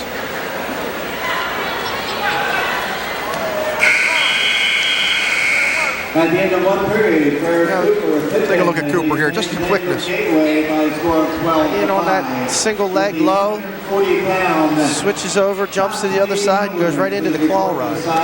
There's Billy Chaffee and Wayne Michelle. Billy's calmed down a little bit now. Wayne had to grab a hold of him. Or maybe Billy had to grab a hold of Wayne. One or the other. 14-5, and Cooper has Xander in a little bit of trouble.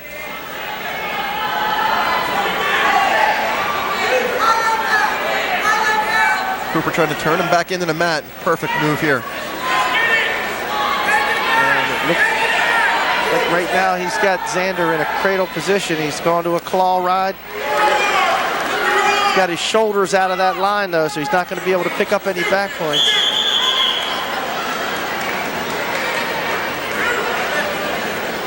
You see over in that other corner, the gateway corner, Hans van Brill. They've done a nice job over there. There's the escape again, 14-6. That's how all Xander's points have come. And there's another takedown, 16-6. And now Cooper's going to get some back points. Maybe more.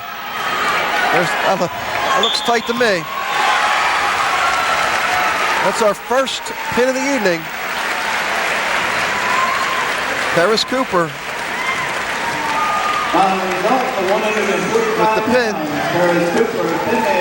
Win number 101. 2 minutes 56 seconds. Paris Cooper now has 101 career victories. Trying to listen to John Vogeting. And he just beat the school record by Jason Mercado.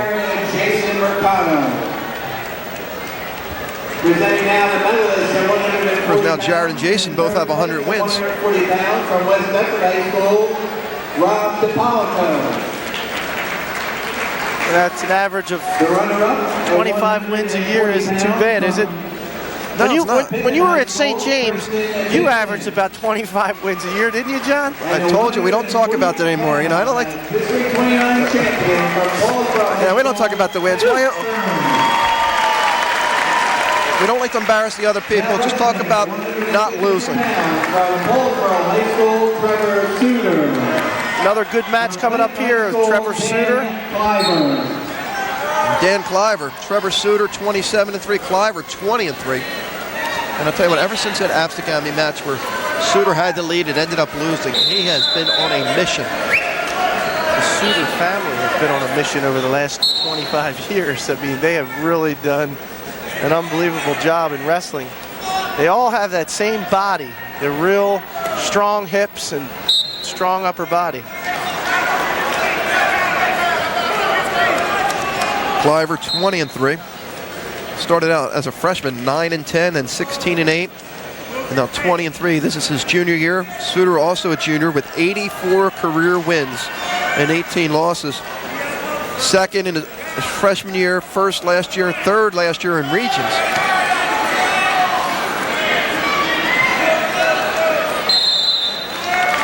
Clever got into the finals here with a technical fall in 4 minutes and 36 seconds over Omdiak from Gloucester Catholic. Talked about Suter. I think he's wrestled an hour, 1 minute and 32 seconds in 2 matches, an 11-second pin and a minute 21 pin. And there he is, tight on the leg.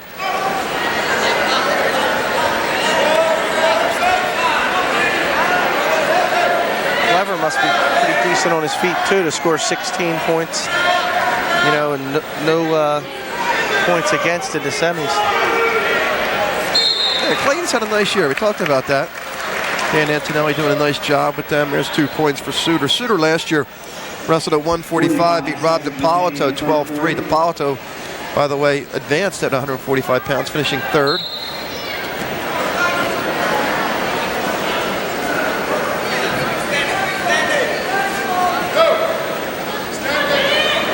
There's Suter trying to work that cross wrist 30 seconds.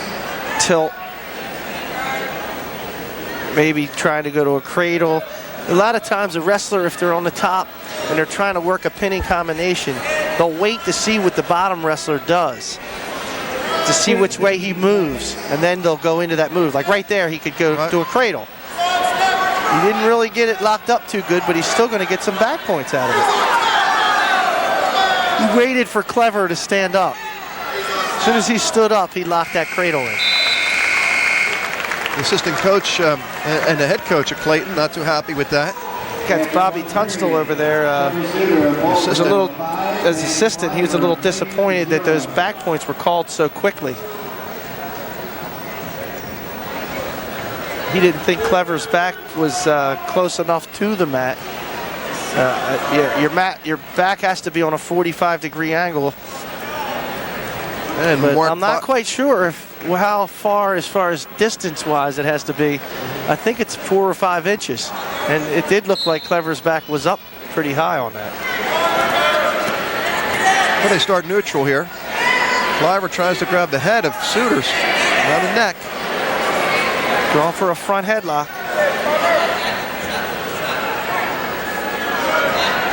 Suter, nice job fighting it off, and he's going to take Clever right to his back. Clever does belly down, but the takedown's a 7-0 lead. Suter goes right into a tilt, and that's back points for sure there, and he gets a 5 count. So it's going to be 3 back points for Suter as he goes up now 10-0.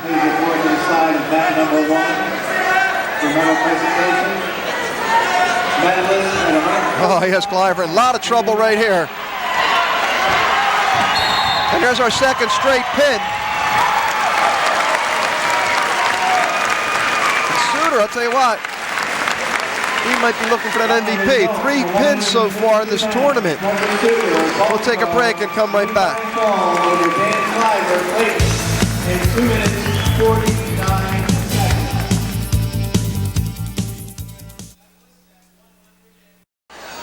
And back at Gloucester County College, 160 pounds, and this is the upset weight class. Nick, we have the 5th and 6th seeds going at it against each other. Wani Collins from Deptford, 20-7. Nino Palomini of Paulsboro, 16-11. And upset special here. This is the weight we thought definitely if Collins from Deptford wins this. I mean, he's going to be a top vote for MVP in this tournament. Palomini, after a tight win in his opening match, beat Mark Maraca, the #1 seed, 5-4. Collins with a pin in his first match in 4 minutes and 16 seconds over C.J. Marina of Paulsboro, who was a finalist last year in the districts. Wow. Collins just picks Palomini up. And he is strong. We got a chance to see him in a dual meet. Wow. I mean, that's an old brother right there. Absolutely. He has Palomini in a lot of trouble. And there's a lot of time. There's a minute left in the first period. And Hollywood is all the way out on the side of the mat telling him, do not let him off the back. Once you get somebody on their back, you better keep him there because you may never get him there again. And Collins is really trying for that pin. Palomini is doing everything he can to fight off his back. And what a great job by Palomini to stay off his back. 5-0 lead for Wally Collins.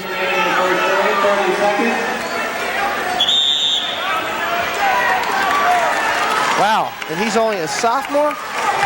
Strong. We're going to be seeing a lot from him over the next couple of years. 152-pound medal winners, please report I think after watching him now, I watched him in a dual meet and watching him in this tournament, it's hard to believe he lost 7 times this year. Well, you know, as the year goes along, you get a little build that confidence, and he looks really confident right now. And Deptford High School has about 3 or 4 guys they're going to build around next year, and obviously Collins is one of them. Let's take a look. Watch this, Nick. This guy is just strong. I mean, this is strength. Great double leg technique, though. Also, as you see, he takes the wrestler right to his back. I mean, the whole time, he finished it, he never gave up. You know, that's one of the biggest things, John, is in wrestling, the coaches will always tell their wrestlers, finish the move. Because a lot of times you can get in on that double leg, but you don't finish it. So many times they don't finish this. He did a great job of finishing there. Collins will defer, and Nino Palomini will take the bottom as we look at Joe Hollywood.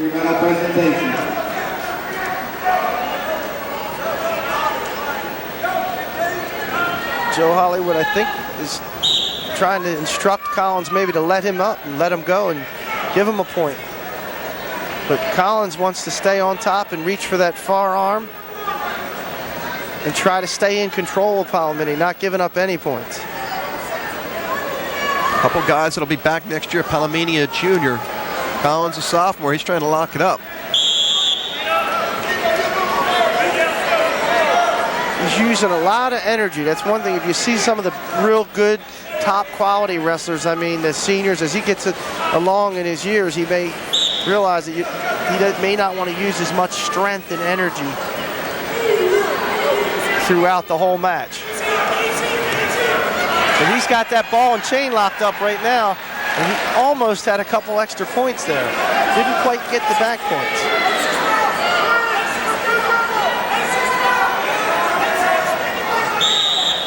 What I'm talking about, John, is that energy is, you know, it's very uncharacteristic for somebody to be able to just do that and squeeze for a whole 6 minutes. Controlled energy. Controlled. And you can see that toward the end of the match, he's going to get a little bit tired if he keeps doing that, picking guys up. And Palomini right now is just trying to score a point. I mean, he's run into a real buzzsaw in Collins here.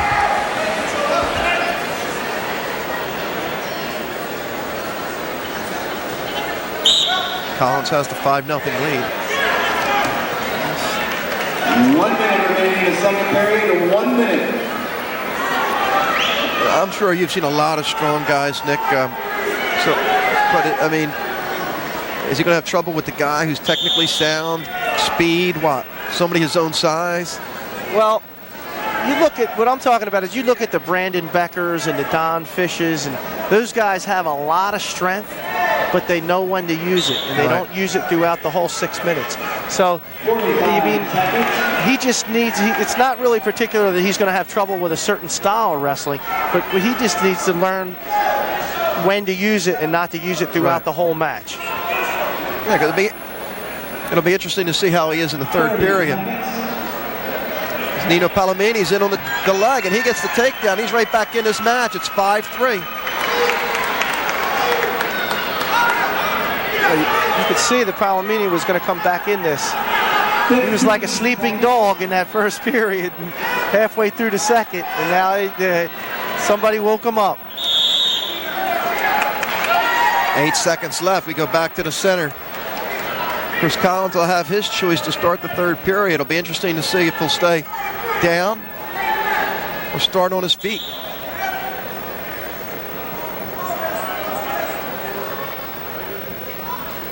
And it's going to end 5-3 after 2.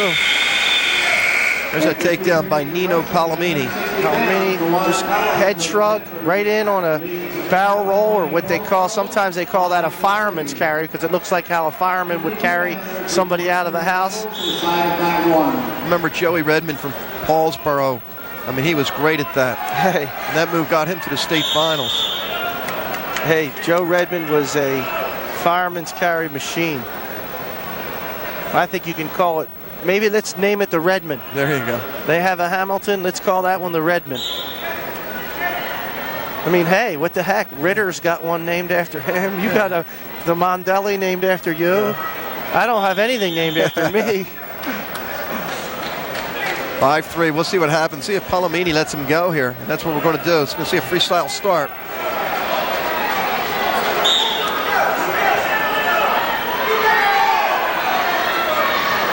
So the conditioning is going to come in to factor here. You can see right now that Collins is not as energetic as he was in that first minute of the first period. Palomini is going to take advantage of it as he goes in again for a fireman's carry. And he's really being the aggressor now in this match. But Collins will not give up that takedown. Palomini switching to a double, looking for a stalemate, and he gets it. 1:10 left. No one's been hit for stalling, so that's a key right here. Stop the match when either one of the wrestlers can't really advance their position. Refs stop the match and restart it. Palomini right now is looking to take Collins down. As you see Collins take a little peek at the clock there.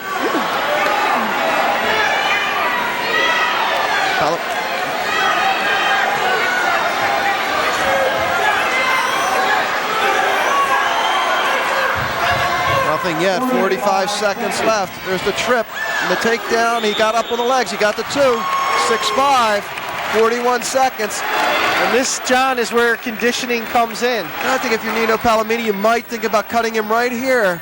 The extra lap around the track or climb up the rope. And as you see, Palomini really coming on here in the third period. As he gets control of Collins and gets the 2, we've got ourselves a match now. It's a 7-5 match. Palomini, if he gets a takedown here, he can tie it up at 7.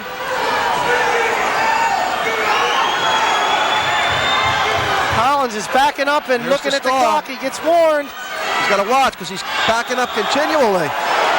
You know, you get up to North Jersey, you do that, you're going to be hit a lot. He's got to watch. They don't care how much time they've called between the stall calls. He just told Collins to use the stalling. He told Joe Hollywood said, use your point. Go ahead, back up, circle, back up. Let him warn you. There's 7-6 now. Palomini can get the takedown. He can win it. Not with 8 seconds left, though. Pretty smart coaching there by Hollywood. He's going to have a hard time to get it with 8 seconds as Collins goes in on the double. Wow, what an ending. Collins gets the takedown at the end. He'll win 9-6. What a match. Super match by both wrestlers. You see Collins there. Wow.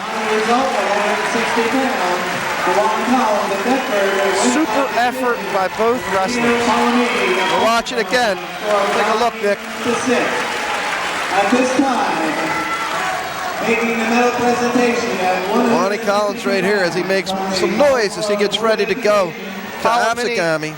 Palomini right there, you know, he had to do it. He tried for the headlock, and you got to give him credit. He went for it, and Collins was just able to hang in there a little longer. Time was on Collins' side there. I think if Palomini had an extra maybe minute, Collins would have been in trouble. Jim Harris is going to be the guy to beat probably when you get up to Region 8, the guy from Winslow. But a nice job by Collins, just using that strength and held on at the end to win it. And in District 29, 152-pound champion from Paulsboro High School, Trevor Sewell. You know, we talked earlier about Collins, and he wins that. I think he's going to get a lot of votes, John, for MVP. Right now, I think it's between him and Suter. Collins has made a name for himself. Here's another Deptford wrestler. Cartolo, Frank Cartolo. Cartolo, the #1 seed, he's 19-2, and he had a close win. And I think some of the West Effort coaches think a controversial win in his semifinal match. He won 3-2. Meanwhile, Eric Detono of Paulsboro won by fall over Nick D'Alessandro. D'Alessandro advances to regions with a default victory in the consolations. So far, no score. Detono coming in 17-7. Not a lot of matches. He's been out a lot. Coached, he was a quarterback on a football team, had a bad shoulder, so he's been in and out of the lineup a lot. Cartolo, as we said, 19-2. Very unorthodox wrestler. When I talked to some of the Deptford people, I should say, that's what they told me about him. But very strong.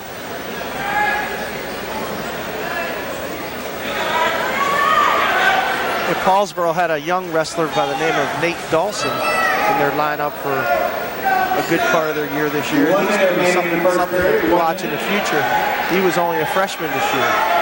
Daytona, I guess being the senior, they gave him the shot at the districts. Yeah, Daytona's a defending region district champ also, so of course he won last year at 160 pounds. And there's the 2 for Cartolo. Daytona pinned Dan Larson of Pittman last year in the finals to win it.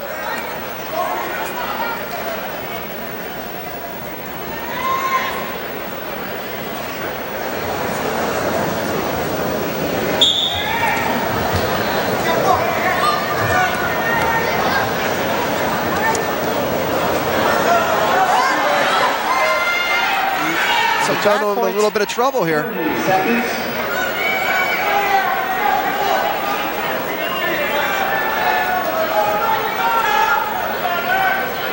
Caratola really being the aggressor on top, trying for that cradle, but he's getting a little bit high, John. 15 seconds.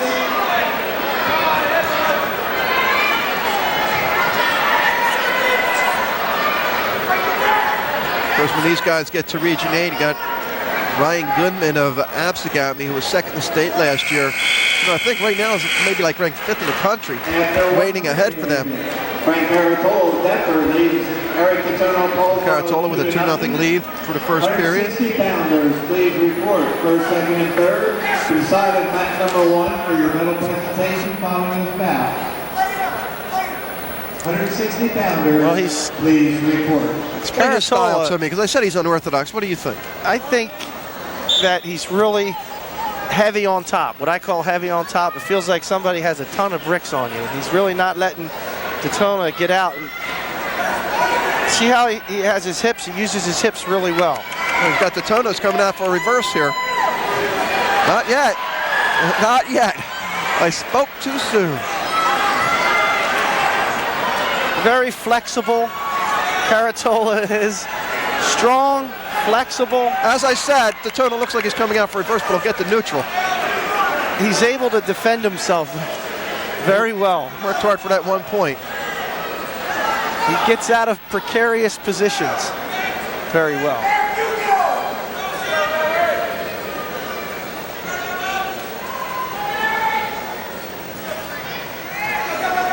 Or in your words, unorthodox. Unorthodox. Caratola finished 4th last year in districts. At 189 pounds last year, a matter of fact. Lost to Harry Zander in the consolation. So after wrestling 189, you're down to 171. Not bad. Of course, he might have just been wrestling up at that weight, helping out the team.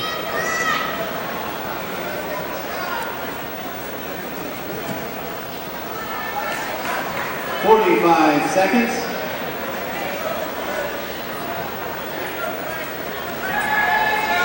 So far, the only points in this period, an escape for Daytona. You might see something here. I don't know what.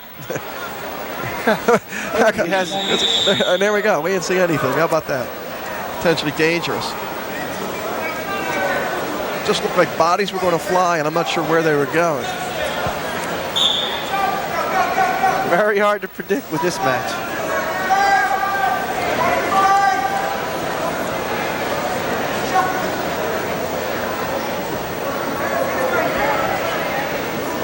Fifteen seconds. Caratolo gets his choice to start the third period, so I'm sure Detono here would like to get some points late, but it's Caratolo in on the leg. It'll be a big takedown for him if he can get it. 3 seconds. And he did not get it. Just ran out of time. The crowd wanted it and Hollywood wanted it, but it didn't happen. 2, Detono Bulls for 1. Take a look. See right there, a really great low single leg.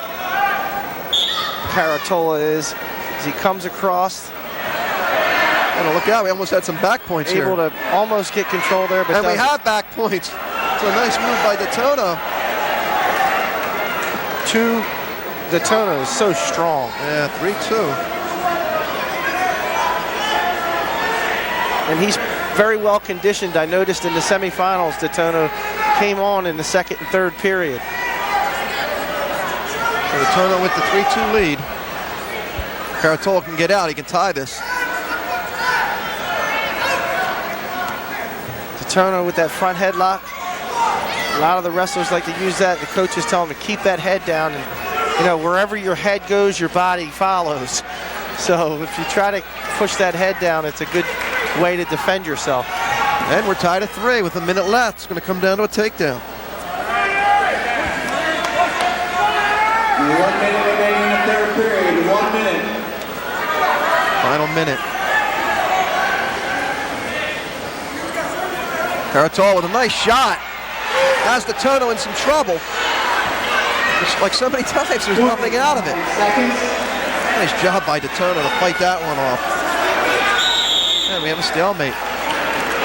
Hey, going into this weekend or whenever this program was made, Nick, because we were 66th on the all-time District 29 win list with 83 wins, 11 losses, and a tie. Not bad. And Jerry Vallejo was one better than me? And 2 state champs. Yeah. You mean I was... You forgot to mention that part. You mean I was right up in there in that booklet with Jerry Vallejo? Not 2 state titles. You forgot to mention that part. Caratola working for the takedown. Oh, Detono's going to get it down. Nothing.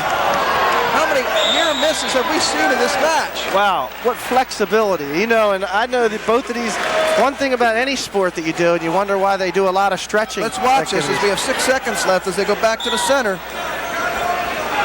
I think these guys are going to be satisfied with overtime. Maybe not. Wow. You can tell. What a match. There's Caratola in again. It looks like he's going to get the takedown, and Detono just underhooks here. It looks like Detono's going to get the takedown. Yeah. And I don't know why he doesn't have the takedown here. And they didn't actually sense control there. Good point. 55 seconds. I'm going to say we're going to decide it here in this minute. Detono tried a Russian drag there.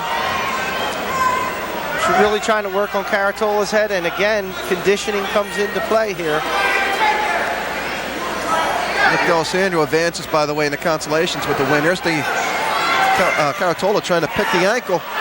And Detono's just trying to spin around and get the takedown. He doesn't give it up yet. No control. Wow, what an unbelievable defensive wrestler Caratola is. Because I thought for sure Detono had the takedown there. Now Caratola can spin around. He can get the takedown. There's Caratola trying to spin around. He got the takedown. He wins 5-3. Wow, what an exciting match. You notice Caratola just never gave up. Never gave up. It looked like Detono was going to take him down there. He did a real good sit-out turn-in. He was able to get out, and then he did a real quick switch, short drag, they call it, to get behind Detono to win the match. Take a look at this real quick. Is this where... Just watch. Takes a short time. drag. A quick short drag there by Caratola and gets behind it. You see Hollywood in the back. Coach Hollywood so excited. 2 district champs in a row there. Okay, we'll take a break. We'll be right back. And a champion from different... And welcome back to Gloucester County College. We just coming off what? The match of the night in overtime where Frank Caratola beats Eric Detono 5-3. Now we have Zach Guerin against Harry Zander, a couple seniors. Guerin 27-3. Zander 24-2. One of those losses, I believe, was to Guerin, who I believe just handled him easily in a dual meet. But there's Zander trying to get the takedown and gets it on Guerin. Wow. Xander. Hey, talk about coming a long way. Harry Xander, his freshman year, 4 wins and 18 losses, 16-8 as a sophomore, 25-3 last year, 24-2 this year. That's coming a long way. 2 brothers in the finals. Yeah. The Xander brothers from Gateway.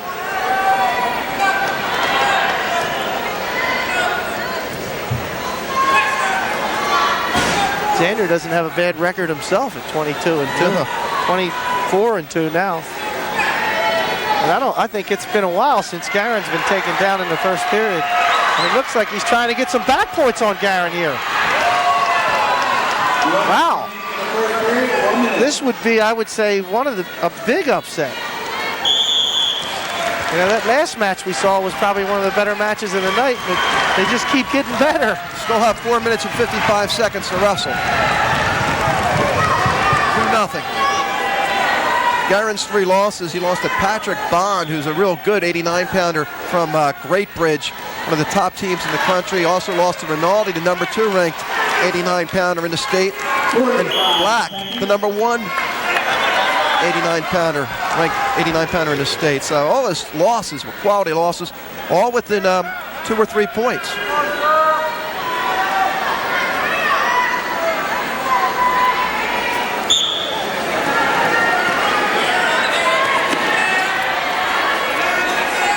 Garen goes right into what we call a Granby roll situation and is able to come out and get one here. 30 seconds. Oh, no, it looks like he's going to get a reversal out of it.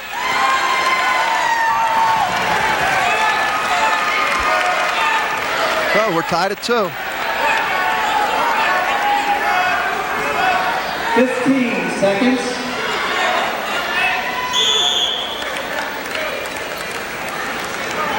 Zach Garen last year was the outstanding wrestler in District 29. Finished 4th in the state. He had a tough matchup in the semis last year in the state against Nick Roy, who was the eventual state champion. Another brother combination. Zach's brother Scott was a state champion at Paulsboro. John, where is he now? North Carolina State, and that's where Zach's going. Zach Garen had a great football season for Paulsboro. Real good football player. Medalist, please report to the side of mat number 1. Got a couple jackets this year. South Jersey Group 1 champs in football, State Group 1 champs in wrestling. If you like wrestling, this is the time of year to tune in and watch some good stuff here. As you see Garen again almost getting caught. He's been a little sloppy early here in the early part of this match. It's either that or Xander's eating his Wheaties today. Xander has nothing to lose. I think that's the thing too. He's already wrestled Garen. He's got Garen in a lot of trouble here. He's got to fight off his back. You know, I don't think they called any back points. No, he wasn't. You know, there wasn't any. It looked like back points, and boy, the Gateway people are really upset. They didn't. The whole place has gone crazy because they really thought Xander there had some back points. They're upset with the officiating here. For the most part, they've done a great job. But Jim White's the lead official. I don't officiate. So I don't know. I mean, you know wrestling. You have 3/4 of the bleachers. 3/4 of the bleachers are saying back points. John, what do you think? I don't know. Well, let's take a look. What do you think? Right here on the replay. What do you think? All right. I don't think so. I didn't think there was back points. So you're looking at, first of all, this is slow motion, Nick. So obviously it's going to look longer, but that looks like back points. But that's slow motion. That didn't look like back points. Yeah. I would have given it to him, John. Yeah, that looked like, I wish I could see it in real speed, but that definitely looked like at least a 2 count. 1 minute remaining in the second period, 1 minute. I think their ref was doing the 1-1 instead of 1-2. Garen trying to stand up. I think Xander taking a lot out of him. Hey, we've got ourselves a match here. Yes, we do. Upset City.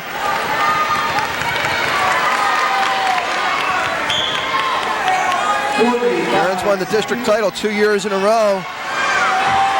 Was not in the tournament as a freshman, even though he was 13-7. Paulsboro was just loaded that year. He's looking for the Peterson. Garen is on the bottom. Right now, the Gateway people are looking for a stalling against Garen. There's a stall against Garen. And there's the escape for Garen. No points awarded yet. See if he gets the reversal. He might get the reversal, and he does. So for the second time, he gets it. It's 4-2. Wow. You see the quickness there of Garen. And I mentioned to somebody that earlier today how smart Zach Garen is on the mat. And he showed it right there. 4-2 after 2. He showed me some quickness there too, because you saw Xander try to grab his leg. If you could show a replay of that, I'd love to see it. Hans Van Brill. And he really, Garen got his, watch him get his leg out of there. Xander try to grab that leg. Garen just slipped his leg right out of there as quick as he could. Garen's chance to work on top. And Xander's going to have to move off the bottom. Garen working that cross wrist ride. Right now, trying to work a tilt. Doesn't quite get the points there, but he was able to keep control of Xander.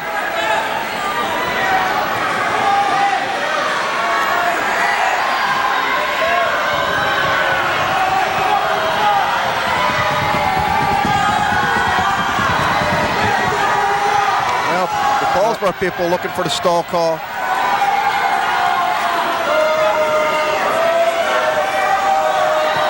tough. You see Garen working side to side.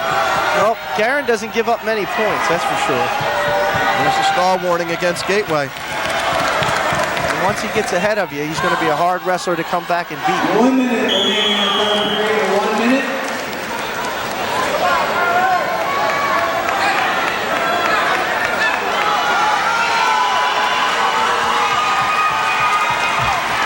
Xander, again, has a little bit of the leverage factor, but Garen has neutralized that with his strength Caution and speed. on Paulsboro.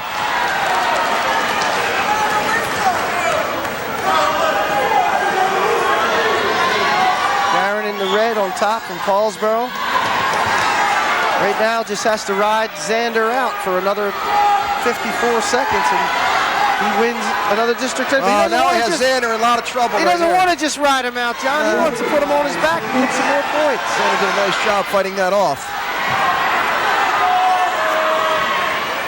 And again, he's being aggressive on top there, Garen is, and he's trying again to work for a fall, which is the object of the sport here.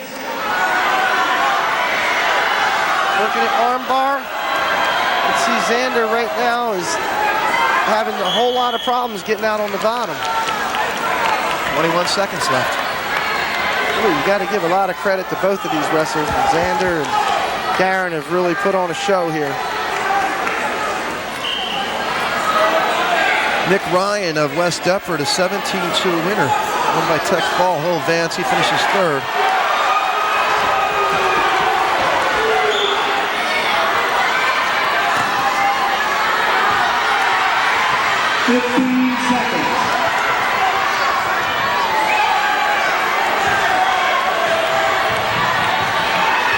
Wow. Might have a reversal here at the end. Yeah. I don't think so. 3 seconds, 2. 9.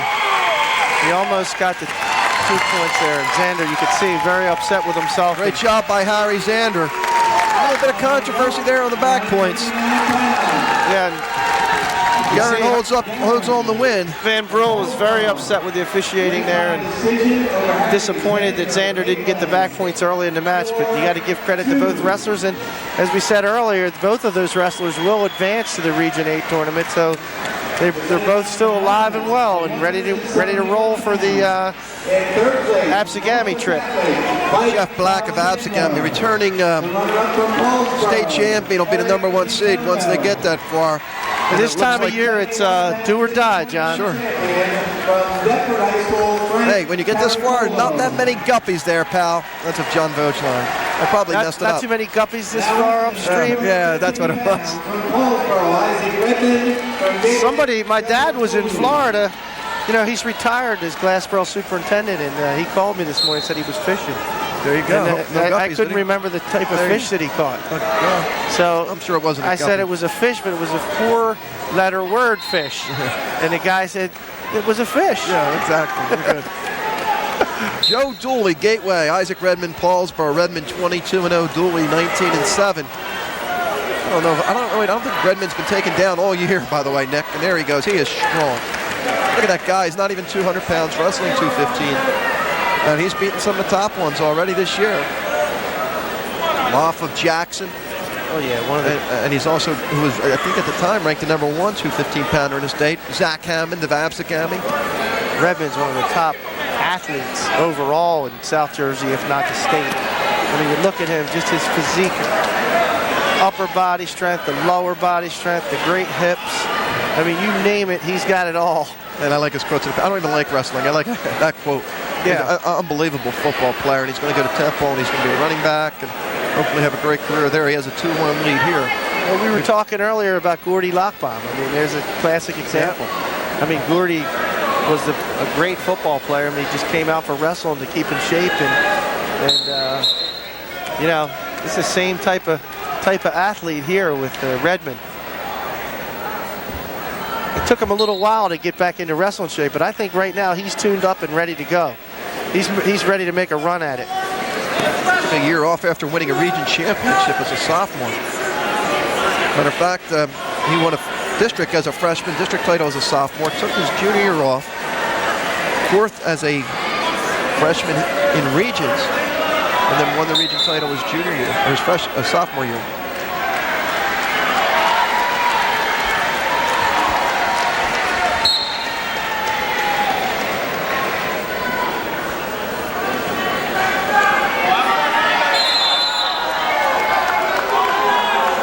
Right now, Redmond's getting a little bit frustrated and on his feet here.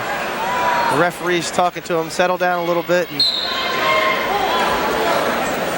sometimes when you're wrestling against a wrestler like Redmond, you go into a little bit of a defensive mode. There's another takedown, 4-1.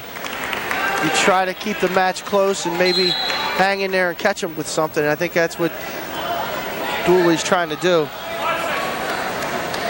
Then Beato of Pittman finished 3rd.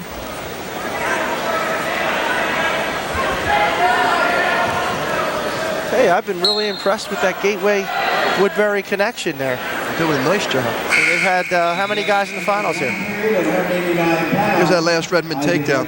Nice double leg again. Redmond keeps them in bounds and was able to get the 2 points. Of course, everybody was anticipating a matchup with Jason Hatchell and Isaac Redmond, and Hatchell moved to heavyweight. So we'll see him next against Matt Petrutz. There's a couple Paulsboro wrestling mat boys there. They come out and tap that ref on the back, and if the crowd is too loud toward the end of the match,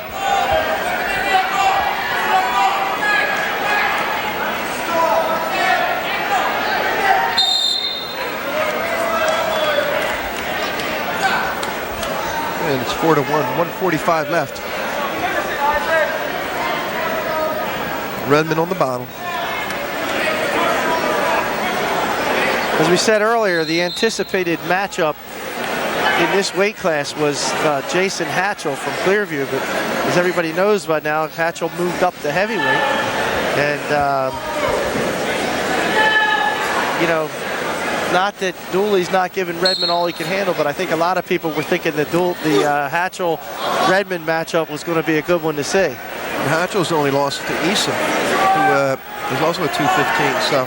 And during the dual meet, I think they were both on a football trip or something, right. So they didn't meet each other. There's another takedown, 7-1.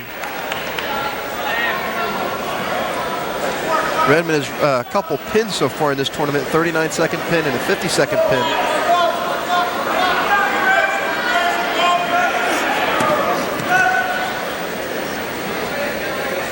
Dooley also advanced to the finals via the fall, 3 minutes and 2 seconds over Tom Wilson in Clearview, who took Hatchell's spot in this weight.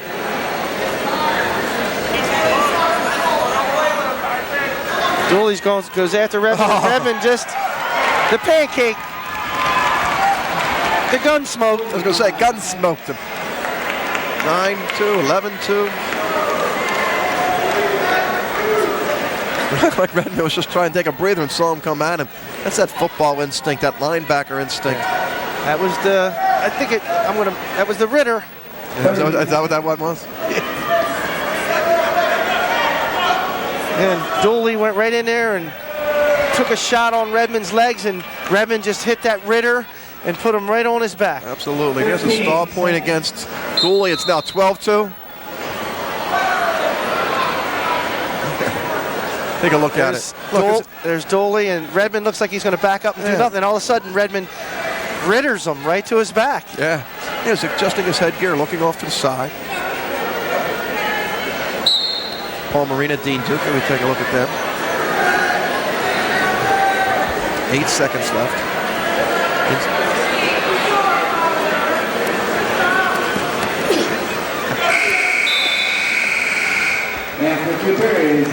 Through 2 periods, 12-2 lead for Isaac Redmond. As some of the fans start to depart. Let me take a look at Hans Van Brugge. I'll tell you what, Paulsboro's enjoyed a fine season. And it's not too often when you can enjoy success in both wrestling and basketball if you're a Group 1 school, because there's not that many athletes to go around. But Paulsboro today clinched the Colonial Conference outright. Only lost 2 games all season, or 3 I mean, and they lose to Camden Catholic, Woodrow Wilson, and Haddon Township. So they gear up for the playoffs. The wrestling team is state champs. Not bad.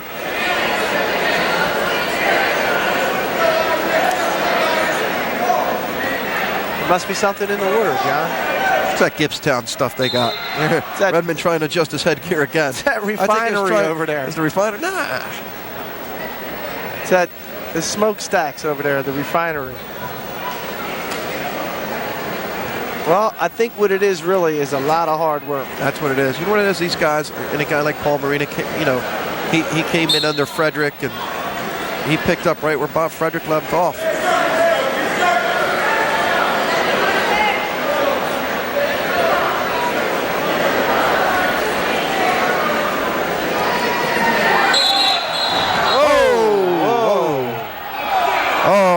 Gotta watch out. A little bit of excitement there. Excitement on the mat. And we'll watch it again. Watch this. Redmond just puts Dooley right in. They gotta watch out. They run out of mat space. Actually, and it wasn't intentional. No, definitely not intentional. Actually, Redmond was trying to catch him. Right. Looked like he was trying to help him. He didn't want to hurt him. I think Dooley got a little frustrated. Well, you know, there's a difference between, when I coached a little bit, I used to tell the wrestlers there's a difference between being aggressive and being dirty. And they were both just being very aggressive.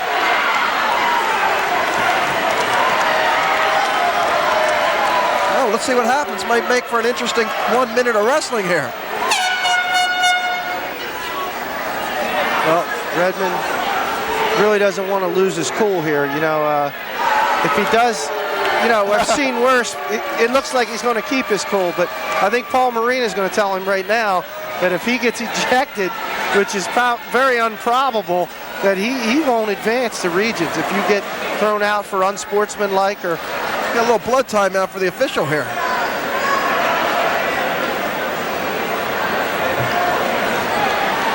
Wow. Haven't seen that one in a while. Absolutely. You know, they went flying into that bleacher over there, that bench, and a couple chairs were over there, and luckily they didn't hit Big Vogue over there. Tell you what, they could have all been in trouble on that one. Vogue isn't going anywhere, I don't think. No, he was standing his ground. So it's 12-2, 1 minute to wrestle here at the 215-pound weight class. And if it seems like we've been here all day, we have. Hey, and this ref's going to definitely come back. And he's back in action. He's a gamer. Well, he still had blood time left. So, ref making him shake hands. Yeah. That was... I think that may have been the best thing that happened during this match to calm everything down. We'll see what Although, happens. of course, the ref wouldn't think so. Redmond going right after Dooley, trying to bring him back in. Well, Redmond tried that a lot of finesse stuff, and right now he's just trying to muscle Dooley around. 45. There he goes back to the finesse, great double leg. Tries to take Dooley right to his back, and he just wants to, right now, finish this match so he doesn't have any more problems. And he's getting back points, and if he gets this, he's going to get a technical fall, John. I don't think I think he got him mad. I think he wants the pin.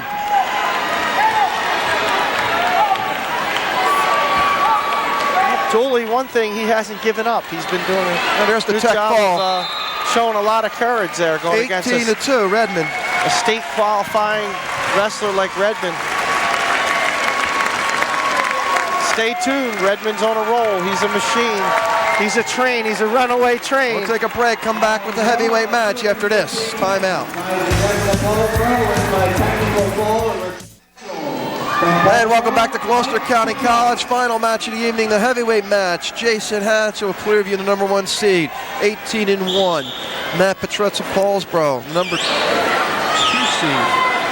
Actually started out the number 2 seed. Brian DePalma, they moved some things around, so Petruzza actually ended up the 3 seed. 23-8. And Hatchell here, favored in this match. Looked very, very good in his opening match. Matter of fact, 2 pins, a 43-second pin, a 113 pin, and he has Petruzza on the mat right now, a quick takedown, and a 2-0 lead. Wow, that's a lot of quickness there for a big guy. Hatchell was so slick on that single. Now I think I realized why maybe he decided to go up to heavyweight. Watch out, potentially dangerous. That's one thing there. You don't want to hurt anybody. Yeah, 215. Hatchell is very, very aggressive right now. Man, he is really coming out here on fire. Got a lot of strength there. Hatchell's father was a former Gateway wrestler years ago. Did you know that, John? Just found out from you. Wow, that was the first time all night that I knew something about wrestling. Nah, that's not true. Come on, you got it in your head there, man. You know where everybody's in college. And I'm going to give you a little trivia test. Fire away. 3-0 lead, or 2-1 lead now as Hatchell lets Petruzza go. 1 minute remaining in the first period, 1 minute.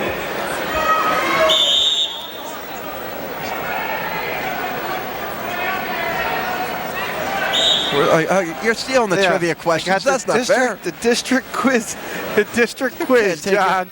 You know Mr. Anashesky makes this up every year. I don't know any of the answers. I'm going to give you one. Give me a question. I'm going to give you one question, John. Go ahead. I'm going to test you. The first question. Well, you know, but can I just say one thing? Don't make it hard as we see another takedown. It's now 4-1. I'm going to try to make it as easy as I can. Make it as easy as you can. Okay. Let me see. There's 10 questions here. I'm going to try to pick the easiest one. Okay. I don't know if there isn't such a thing. I really, you're giving me too much credit. Name the District 29 current head coaches that placed in the New Jersey State while wrestling. Wow. How many are there? I'm gonna say it one more time. I got the question. How many? The District 29 current head coaches that placed in the New Jersey States when they were wrestling. 15 seconds. Okay, let's guess. Well, Paul Marina, obviously, because he finished second. Joe Hollywood won one. Yeah. Wayne Michelle did. You got it. Okay. Let me think. Hans Van Brill. Oh, I can't believe it. Did I get him? You got them all. Oh, there you go. Not bad. 4-1 lead after one period. Wow. I thought you were putting some pressure on me. You actually gave me a softball. That was an easy one. Too easy for you. Yeah. Petruzza will start on top here, second period. We'll watch Hatchell. There's a caution on Paulsboro. Paul Marina was second in the state. Then the champions will come back. Went to Temple, then transferred to JMU. Team Black. I'm sorry. You said that. Coaches, immediately following this. You know, my son visited James Madison. What a great campus. I'll tell you what, one of the best campuses there is. 5-1 lead. Jason Hatchell. I'll tell you what, this guy has potential to be a region champ, definitely. Here's the takedown. He's just 7-1. He is really impressing me tonight with his quick moves. I mean, just look at his, ankle picks. I mean, he's just a solid wrestler. And great shape. Oh, he is really, that right there is potentially dangerous when you're going against the back there. But that hurt me, by the way, and I'm just standing up. 7-2, and Petrutz gets out. He's got to turn around. When you're done with a night with wrestling with Jason Hatchell, you're going to need some Ben Gay or something. Well, Petrutz had a nice win for him. Picked up a 9-7 win over Brian De Palma. De Palma came into the match with just 1 loss on the year. Petrutz is doing everything he can. I mean, he's got a lot of will, but right now he's just being overmatched by Hatchell. Hatchell's got to be careful he doesn't hurt Petrutz right here. 40 seconds remaining in the second period. Of course, Hatchell originally started at 215, and then I guess Friday came and asked, and they switched him to a heavyweight. So originally Brian De Palma of Clayton was the #1 seed in this weight class. And Petrutz was 2, and then they moved him. Hatchell turns him right there with a half and says, I'm going to try to get out of here and go home. Really trying that. It's got him tight now, John. But there's Very physical wrestler. Wow. 15 seconds. Just going to try and stretch him out. That's an old brother there. And there's a nice move by Petrutz, because I'll tell you what, he fought that one off, and he's still in trouble with 6 seconds left. He's doing a super job there fighting that off. So we'll end the second period, 12-2 lead for Hatchell. Hatchell was going to college on a football scholarship, John. Petrutz going to play football at the Citadel. Wow. Yeah, some Great discipline to see there, these guys advance, move on, and get their education. And sometimes the athletics help. There's a reversal.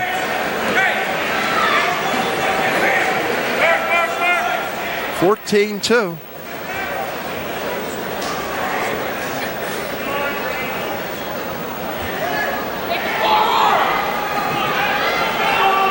There's a stall warning against Petrutz. Hatchell again trying to work that cradle, work for a pinning combination. Just needs a few more points here if he can. He can get some 3 back points here. It's a tech fall. I think he's going to get it with his cradle locked up right now. He releases the cradle and lets him up. 14-3.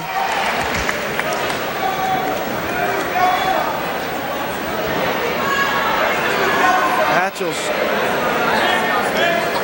another one that you're going to be looking for in the next couple weeks. He's on a mission. He looks like he's on a one-way track to the States, down to Atlantic City. Oh, we're down to 50 seconds. To the big house. That's what they call the big house. The States. Is that what they call it? Yeah. That's what Big Al Sy used to call it, my wrestling coach when I was in high school. He used to call the States the big house. Son, you're going to the big house. No more hamburger for you. It's time to eat some steak. 16-3. There's another takedown. You know, I got some great Al Sy stories because he's one of the first coaches I met when we came here, because we used to do a lot of Glassboro matches. Really? Before Al Sy used to get kicked out of districts, he used to come in the truck and watch it from there. Yeah. I still stay in contact with him. He's a big superintendent out in Chicago now. Troy, you called him down. He came down, and he was down at the Absegami Paulsboro match with you, wasn't he? Stayed at my house. He and I have stayed very close over the years. And there's an escape, 16-4.